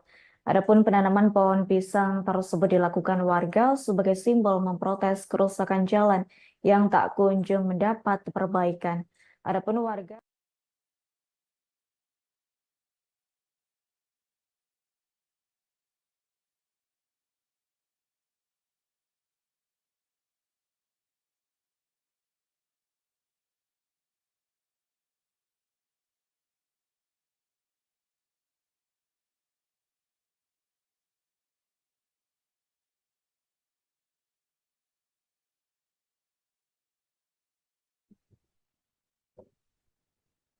ratusan pencari kerja tampak memadati area gedung Balikpapan Sport and Convention Center, Dome, Kalimantan Timur pada Rabu 10 Juli 2024. Jadi mereka mencari peluang kerja dari gelaran Job Market Fair 2024, gagasan Dinas Ketenagakerjaan Kota Balikpapan. Adapun agenda tersebut berlangsung mulai tanggal 10 hingga 11 Juli 2024. Untuk informasi selengkapnya akan disampaikan langsung oleh rekan wartawan Tribun Kaltim. Ari Anindita, silakan untuk laporan lengkapnya. Terima kasih Adila dan Tribuners dimanapun Anda berada. Laporkan langsung dari Balikpapan, di mana para pencari kerja tampak memadati area gedung Balikpapan Sport and Convention Center atau BSCC Dome, Kalimantan Timur, di mana mereka mencari peluang kerja dari gelaran Job Market Fair 2024 yang digagas oleh Dinas Ketenagakerjaan Disnaker Kota Balikpapan. Di mana agenda ini berlangsung mulai 10 sampai 11 Juli 2024. Terpantau sebelum menyebarkan berkas lamaran kesehatan, para pencakar tengah fokus dengan ponselnya untuk melakukan registrasi online. Di sisi lain, terlihat beberapa karyawan dari salah satu perusahaan juga loyal dalam melayani serta mendampingi para pencakar yang datang ke standnya. Ada pula yang tengah menyerahkan berkas lamaran, dilanjutkan dengan melakukan sesi wawancara atau walk-in interview dengan karyawan yang menjaga stand.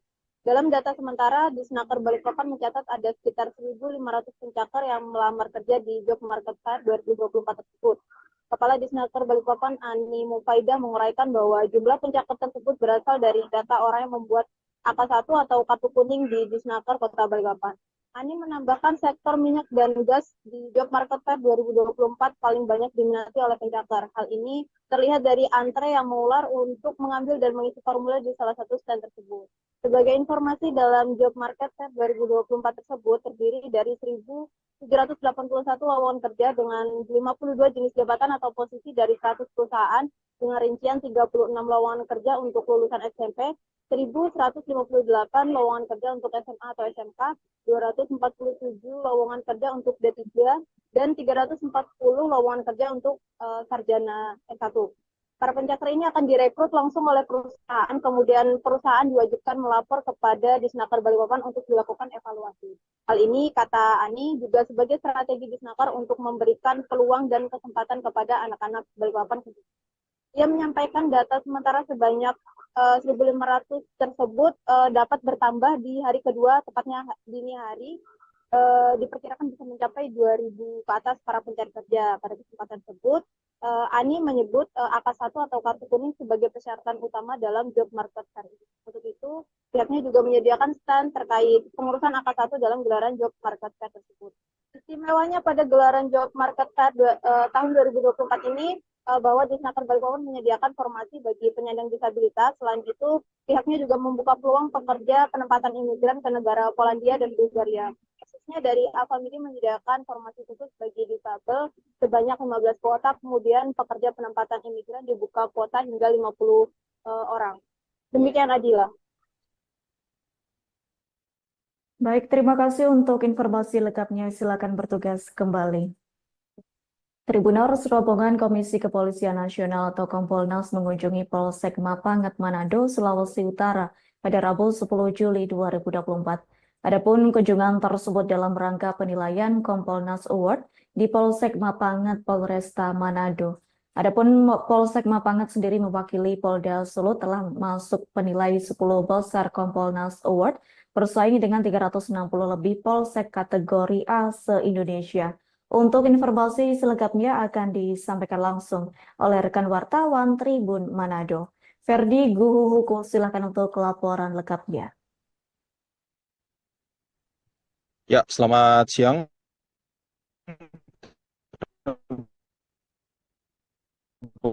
Di Adila, tepatnya kemarin Rabu Juli 2024, rombongan Komisi Kepolisian Nasional atau Kompolnas mengunjungi Polsek Mapanget, Polresta Manado, di mana kunjungan ini dalam rangka satu event atau kegiatan yang dilakukan oleh Kompolnas, yaitu Kompolnas Award, di mana Tribuners diketahui bahwa Polsek Mapanget selaku perwakilan dari Polda Sulut telah masuk dalam penilaian 10 besar, dan Polsek Mapanget sejajar bersaing dengan 360 Polsek kategori A yang ada di Indonesia. Sehingga Kompolnas yang dipimpin oleh Ketua Harian Kompolnas Irjen Pol Purnawiran Benny Mamoto didampingi Komisioner Kompolnas H. Muhammad Dawan melakukan kunjungan ke Polsek Mapanget.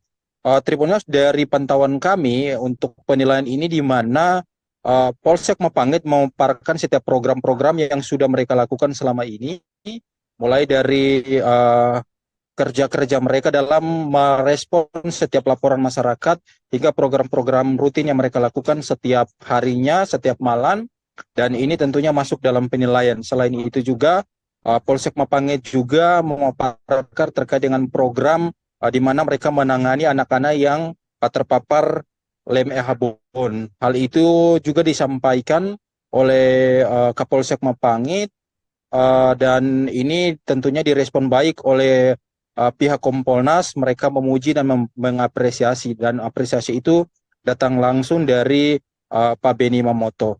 Di samping itu juga Tribuners, dari Polsek Mapanget yang dipimpin langsung oleh Ibu Kapolsek Ibtu Lesti Lihawa mengatakan bahwa sangat menyambut baik kedatangan dari Kompolnas ini menurutnya, dan ia optimis bahwa Polseknya akan bisa menjuarai kegiatan Kompolnas Award ini yang nantinya akan tentunya membawa dampak bagi Polda Sulut, dan juga tentunya ini menjadi prestasi tersendiri bagi Polda Sulut. Mungkin itu rekan Adila yang dapat saya laporkan dari Kota Manado, dikembalikan ke Anda. Terima kasih. Baik, terima kasih untuk informasi lengkapnya. Silakan bertugas kembali. Tribuners, informasi tadi sekaligus menutup jumpa kita dalam live update siang hari ini. Saya Adila Risna beserta kru yang bertugas pamit undur diri. Terima kasih dan sampai jumpa.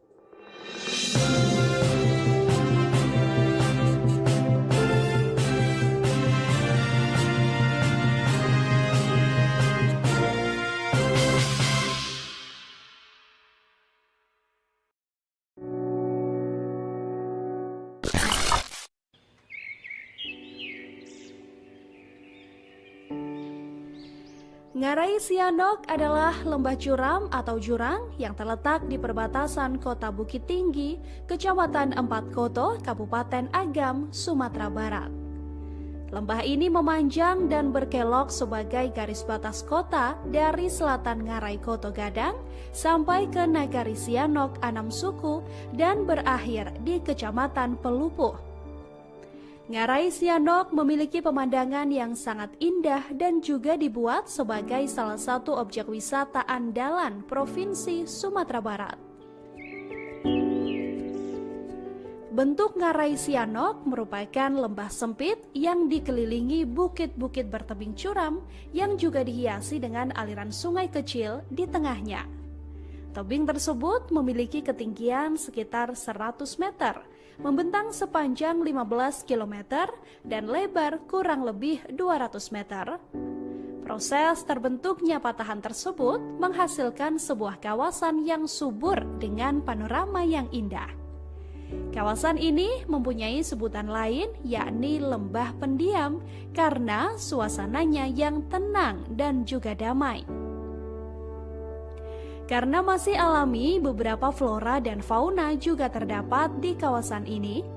Flora di kawasan Ngarai Sianok adalah bunga rafflesia dan tumbuhan obat-obatan. Sedangkan fauna yang terdapat di kawasan ini berupa macan tutul, monyet, siamang, rusa, babi hutan, hingga tapir, dan juga kerbau.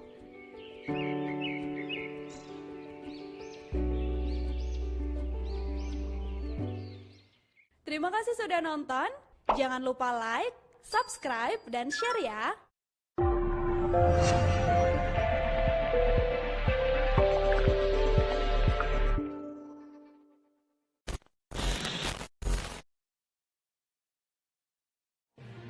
Live Update Tribun News. Kami hadirkan rangkaian informasi teraktual, laporan langsung dan update berita terkini dari seluruh penjuru negeri dari siang hingga petang. Berbagai informasi dari dalam maupun luar negeri untuk Anda. Jangan lewatkan Live Update, hadir setiap hari hanya di channel YouTube Tribun News.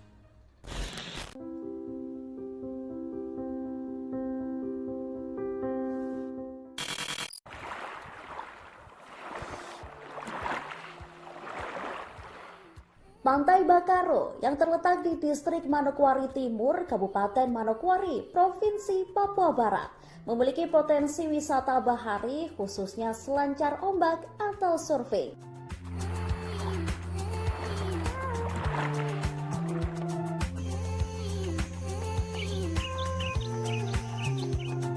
Untuk mencapai ke pantai ini, pengunjung dapat menggunakan kendaraan roda 4 maupun kendaraan roda 2.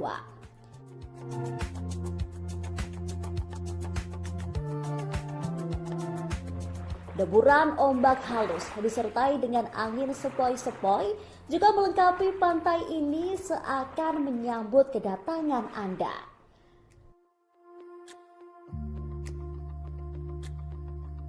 Mengunjungi Desa Bakaro memang pilihan tepat untuk memanjakan mata dengan panorama yang indah luar biasa.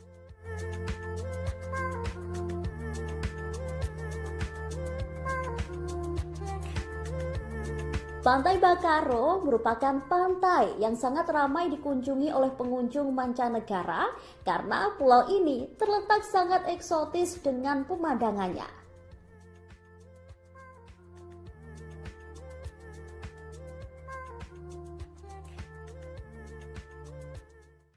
Terima kasih sudah nonton.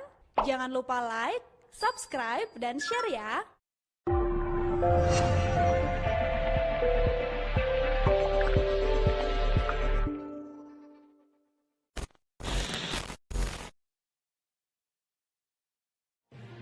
Live Update Tribun News.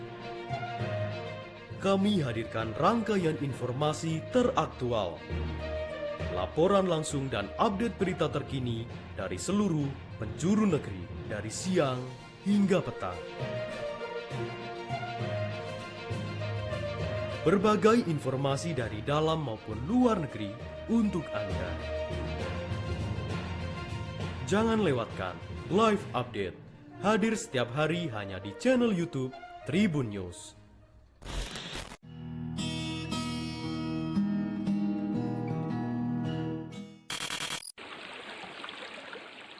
Menikmati indahnya Pantai Carocok Painan. Pantai Carocok menjadi magnet wisata yang tak pernah sepi pengunjung. Pantai yang membentang antara Painan di Kabupaten Pesisir Selatan dan Kota Padang ini terus memanjakan para wisatawan. Di kawasan pantai ini, pengunjung tak hanya disuguhi dengan keindahan pantai yang kian memukau, namun juga panorama bawah laut yang mempesona, ditambah cerita sejarah yang sayang untuk dilewatkan. Karena membentang antara Painan dan Kota Padang, secara administratif Pantai Carocok terletak di Painan, Kabupaten Pesisir Selatan, dan Kecamatan 4 Jurai, Kota Padang, Sumatera Barat. Pantai ini berjarak 2 km dari Pasar Painan. Sementara dari Kota Padang, objek wisata ini berjarak sekitar 75 km atau 2 jam perjalanan darat. Pantai Carocok Painan memiliki jembatan yang menghubungkan dengan Pulau Batu Kareta. Wisatawan dapat menyeberang dengan berjalan kaki. Tak jauh dari Pulau Batu Kareta, wisatawan juga dapat menyeberang ke Pulau Cingkuak menggunakan perahu. Biaya yang dibutuhkan adalah Rp20.000 per orang untuk pergi dan juga pulang.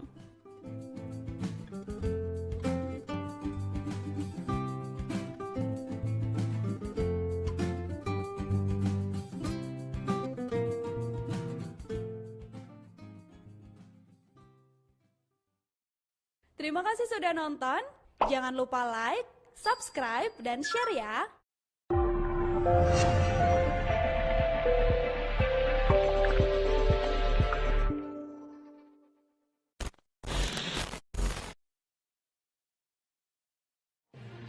Live Update Tribun News.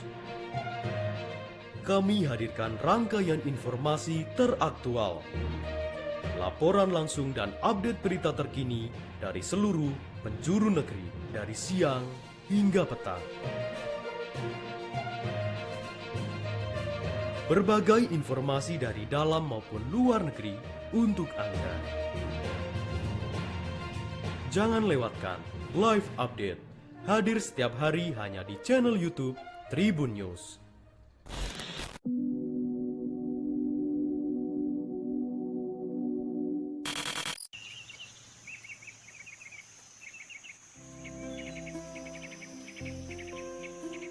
Kota Manokwari menyimpan tempat wisata alam yang ada di tengah kota. Seperti misalnya Taman Wisata Alam Gunung Meja yang berlokasi di Jalan Brawijaya nomor 40 Manokwari Timur, Distrik Manokwari Barat, Kabupaten Manokwari. Taman Wisata Alam Gunung Meja memiliki luas 500 hektar dan berfungsi sebagai paru-paru Kota Manokwari sejak zaman penjajahan Belanda dan Jepang. Taman wisata ini juga merupakan hutan lindung serta hutan penelitian. Kawasan wisata ini juga merupakan rumah bagi flora dan fauna yang cukup beragam. Kawasan taman wisata ini sangat cocok untuk aktivitas hiking hingga rekreasi.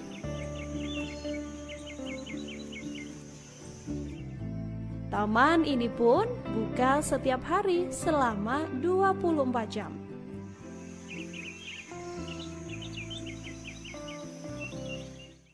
Terima kasih sudah nonton. Jangan lupa like, subscribe, dan share ya.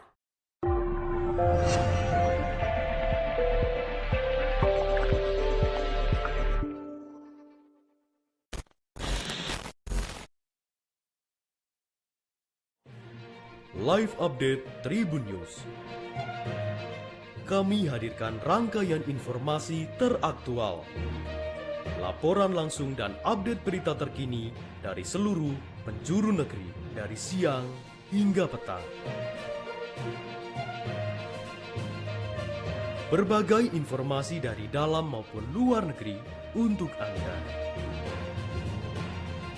Jangan lewatkan Live Update, hadir setiap hari hanya di channel YouTube Tribun News.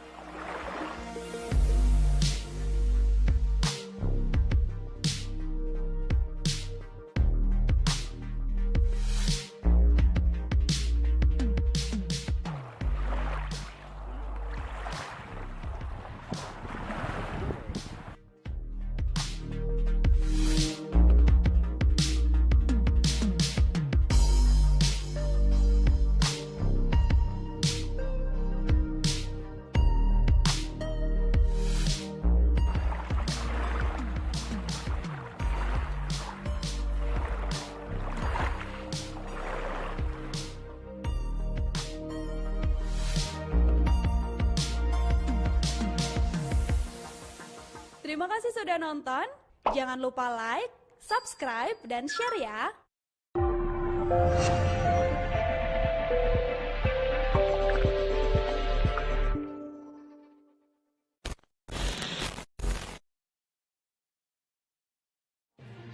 Live Update Tribun News. Kami hadirkan rangkaian informasi teraktual, laporan langsung dan update berita terkini dari seluruh penjuru negeri, dari siang hingga petang. Berbagai informasi dari dalam maupun luar negeri untuk Anda.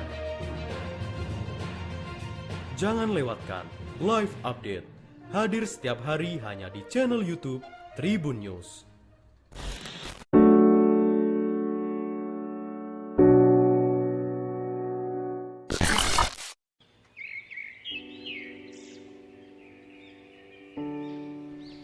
Ngarai Sianok adalah lembah curam atau jurang yang terletak di perbatasan Kota Bukit Tinggi, Kecamatan Empat Koto, Kabupaten Agam, Sumatera Barat. Lembah ini memanjang dan berkelok sebagai garis batas kota dari selatan Ngarai Koto Gadang sampai ke Nagari Sianok Anam Suku dan berakhir di Kecamatan Pelupuh.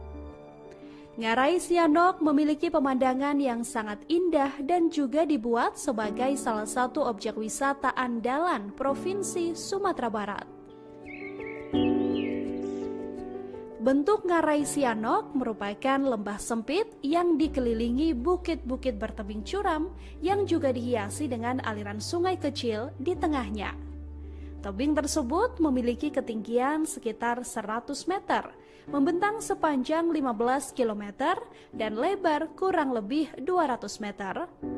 Proses terbentuknya patahan tersebut menghasilkan sebuah kawasan yang subur dengan panorama yang indah. Kawasan ini mempunyai sebutan lain yakni lembah pendiam karena suasananya yang tenang dan juga damai. Karena masih alami, beberapa flora dan fauna juga terdapat di kawasan ini. Flora di kawasan Ngarai Sianok adalah bunga rafflesia dan tumbuhan obat-obatan. Sedangkan fauna yang terdapat di kawasan ini berupa macan tutul, monyet, siamang, rusa, babi hutan, hingga tapir, dan juga kerbau.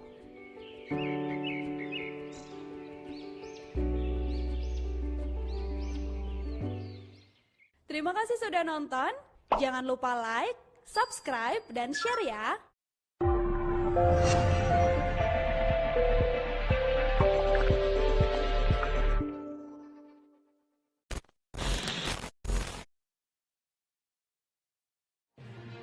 Live Update Tribun News. Kami hadirkan rangkaian informasi teraktual, laporan langsung dan update berita terkini dari seluruh penjuru negeri, dari siang hingga petang. Berbagai informasi dari dalam maupun luar negeri untuk Anda. Jangan lewatkan Live Update. Hadir setiap hari hanya di channel YouTube Tribun News.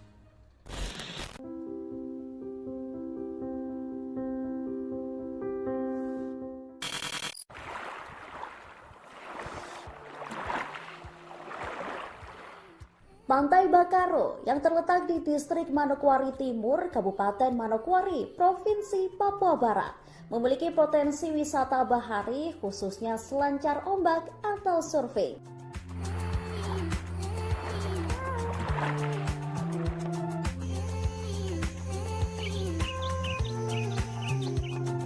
Untuk mencapai ke pantai ini, pengunjung dapat menggunakan kendaraan roda 4 maupun kendaraan roda 2. Deburan ombak halus disertai dengan angin sepoi-sepoi juga melengkapi pantai ini seakan menyambut kedatangan Anda.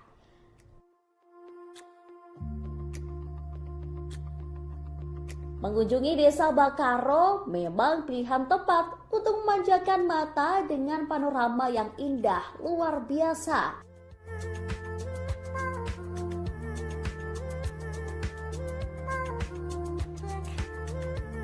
Pantai Bakaro merupakan pantai yang sangat ramai dikunjungi oleh pengunjung mancanegara karena pulau ini terletak sangat eksotis dengan pemandangannya.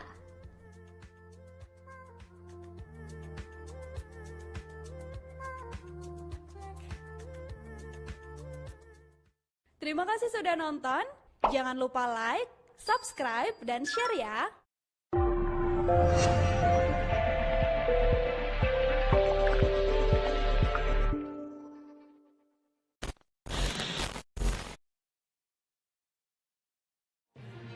Live Update Tribun News. Kami hadirkan rangkaian informasi teraktual, laporan langsung dan update berita terkini dari seluruh penjuru negeri, dari siang hingga petang. Berbagai informasi dari dalam maupun luar negeri untuk Anda. Jangan lewatkan Live Update. Hadir setiap hari hanya di channel YouTube Tribun News.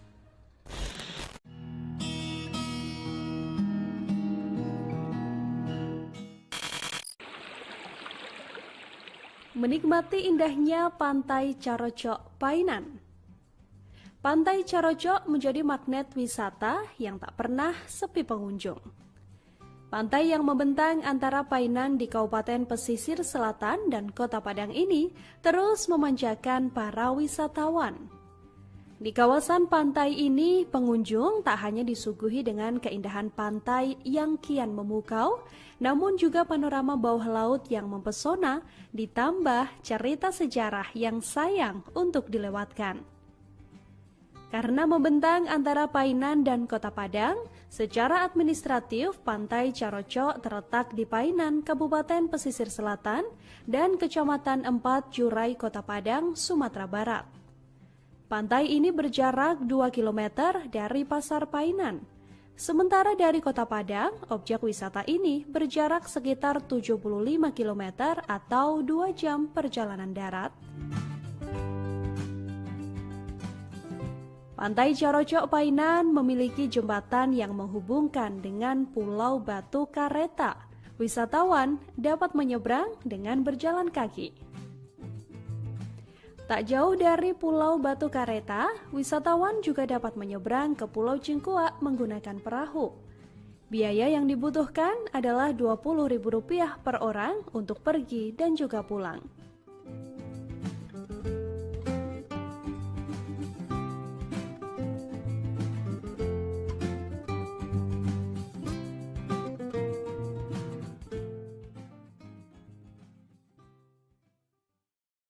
Terima kasih sudah nonton.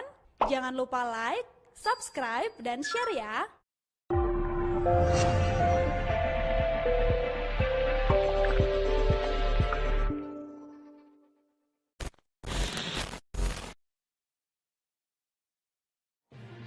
Live Update Tribun News. Kami hadirkan rangkaian informasi teraktual, laporan langsung dan update berita terkini dari seluruh penjuru negeri, dari siang hingga petang. Berbagai informasi dari dalam maupun luar negeri untuk Anda. Jangan lewatkan Live Update, hadir setiap hari hanya di channel YouTube Tribun News.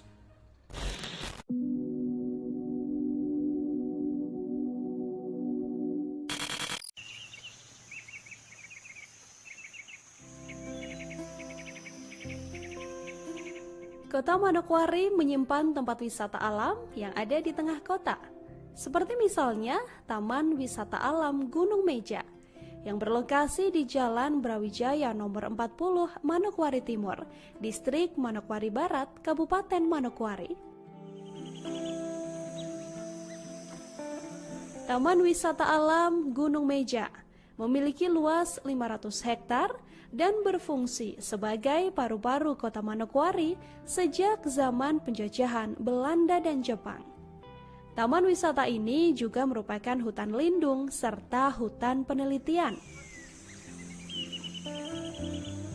Kawasan wisata ini juga merupakan rumah bagi flora dan fauna yang cukup beragam. Kawasan taman wisata ini sangat cocok untuk aktivitas hiking hingga rekreasi.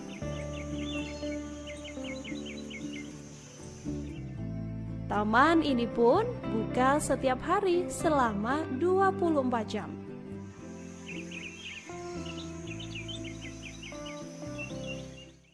Terima kasih sudah nonton. Jangan lupa like, subscribe, dan share ya.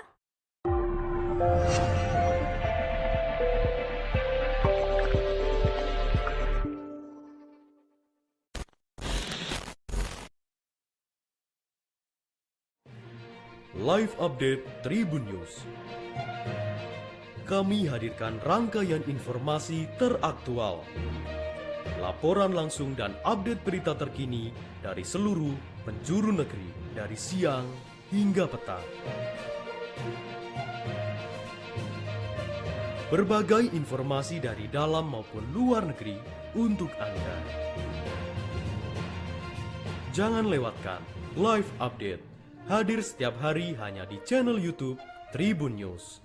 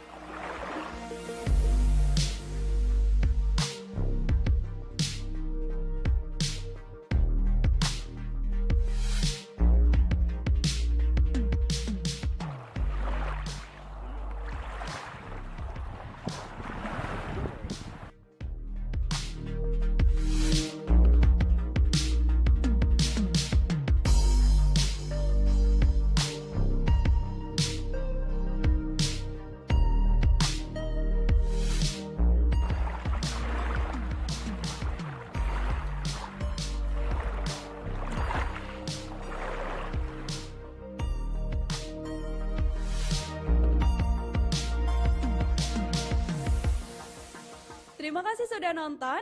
Jangan lupa like, subscribe, dan share ya.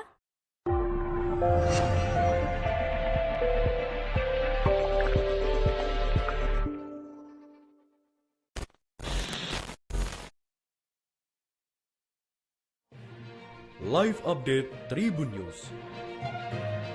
Kami hadirkan rangkaian informasi teraktual, laporan langsung dan update berita terkini dari seluruh penjuru negeri, dari siang hingga petang. Berbagai informasi dari dalam maupun luar negeri untuk Anda. Jangan lewatkan Live Update. Hadir setiap hari hanya di channel YouTube Tribun News.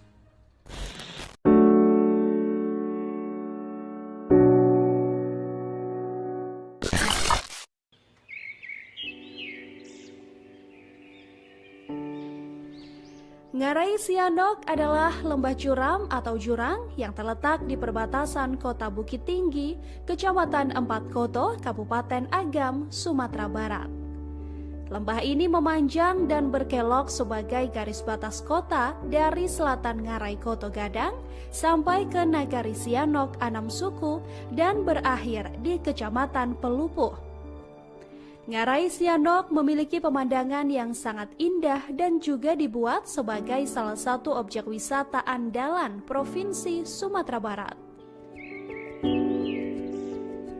Bentuk Ngarai Sianok merupakan lembah sempit yang dikelilingi bukit-bukit bertebing curam yang juga dihiasi dengan aliran sungai kecil di tengahnya.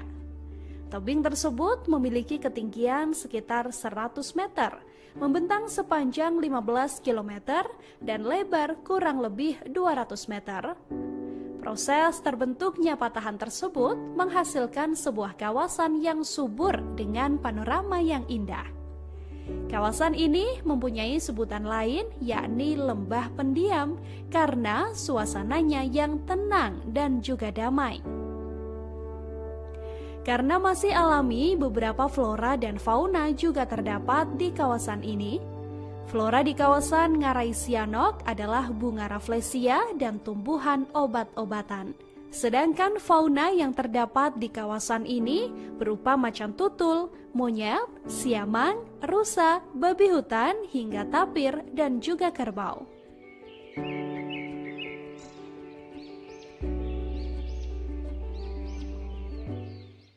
Terima kasih sudah nonton. Jangan lupa like, subscribe, dan share ya.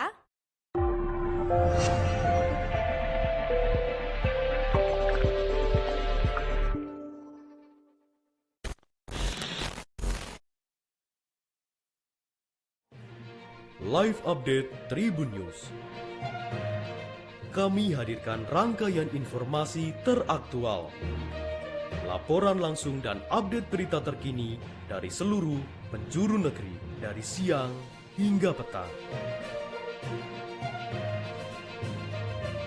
Berbagai informasi dari dalam maupun luar negeri untuk Anda. Jangan lewatkan Live Update. Hadir setiap hari hanya di channel YouTube Tribun News.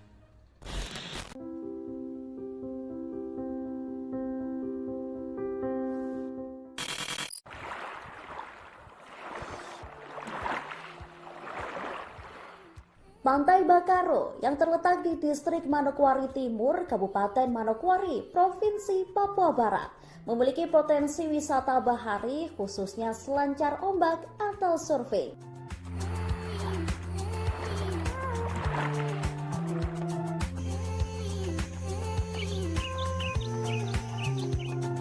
Untuk mencapai ke pantai ini, pengunjung dapat menggunakan kendaraan roda 4 maupun kendaraan roda 2. Deburan ombak halus disertai dengan angin sepoi-sepoi juga melengkapi pantai ini seakan menyambut kedatangan Anda.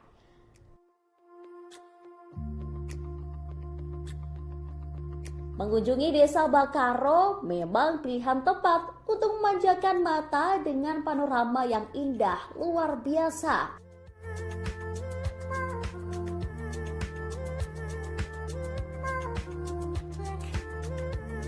Pantai Bakaro merupakan pantai yang sangat ramai dikunjungi oleh pengunjung mancanegara karena pulau ini terletak sangat eksotis dengan pemandangannya.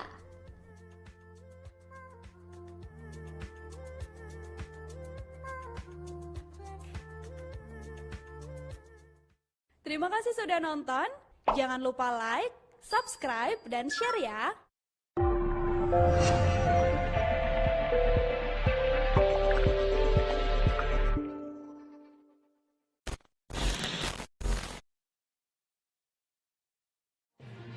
Live Update Tribun News. Kami hadirkan rangkaian informasi teraktual, laporan langsung dan update berita terkini dari seluruh penjuru negeri, dari siang hingga petang. Berbagai informasi dari dalam maupun luar negeri untuk Anda. Jangan lewatkan Live Update. Hadir setiap hari hanya di channel YouTube Tribun News.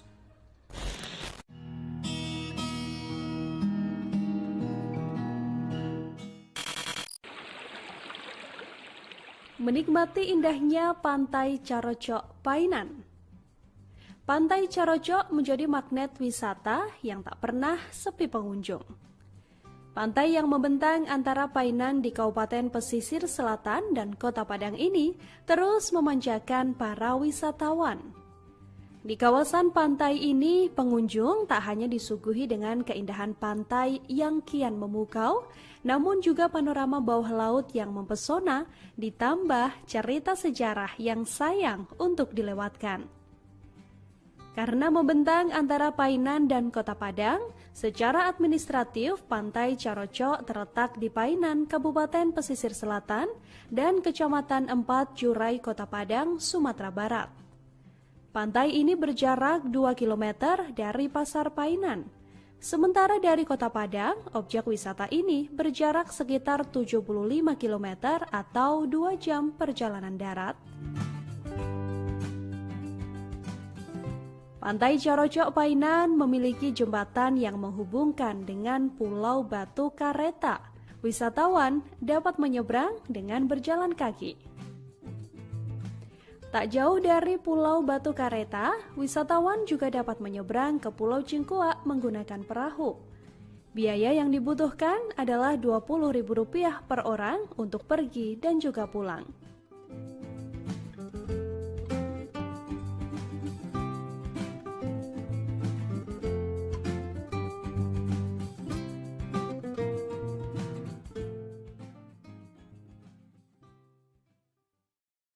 Terima kasih sudah nonton.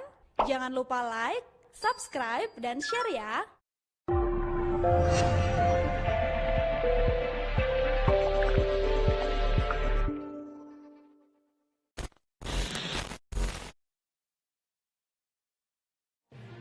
Live Update Tribun News.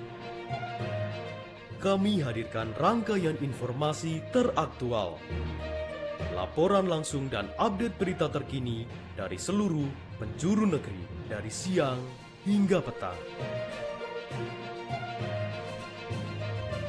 Berbagai informasi dari dalam maupun luar negeri untuk Anda. Jangan lewatkan Live Update. Hadir setiap hari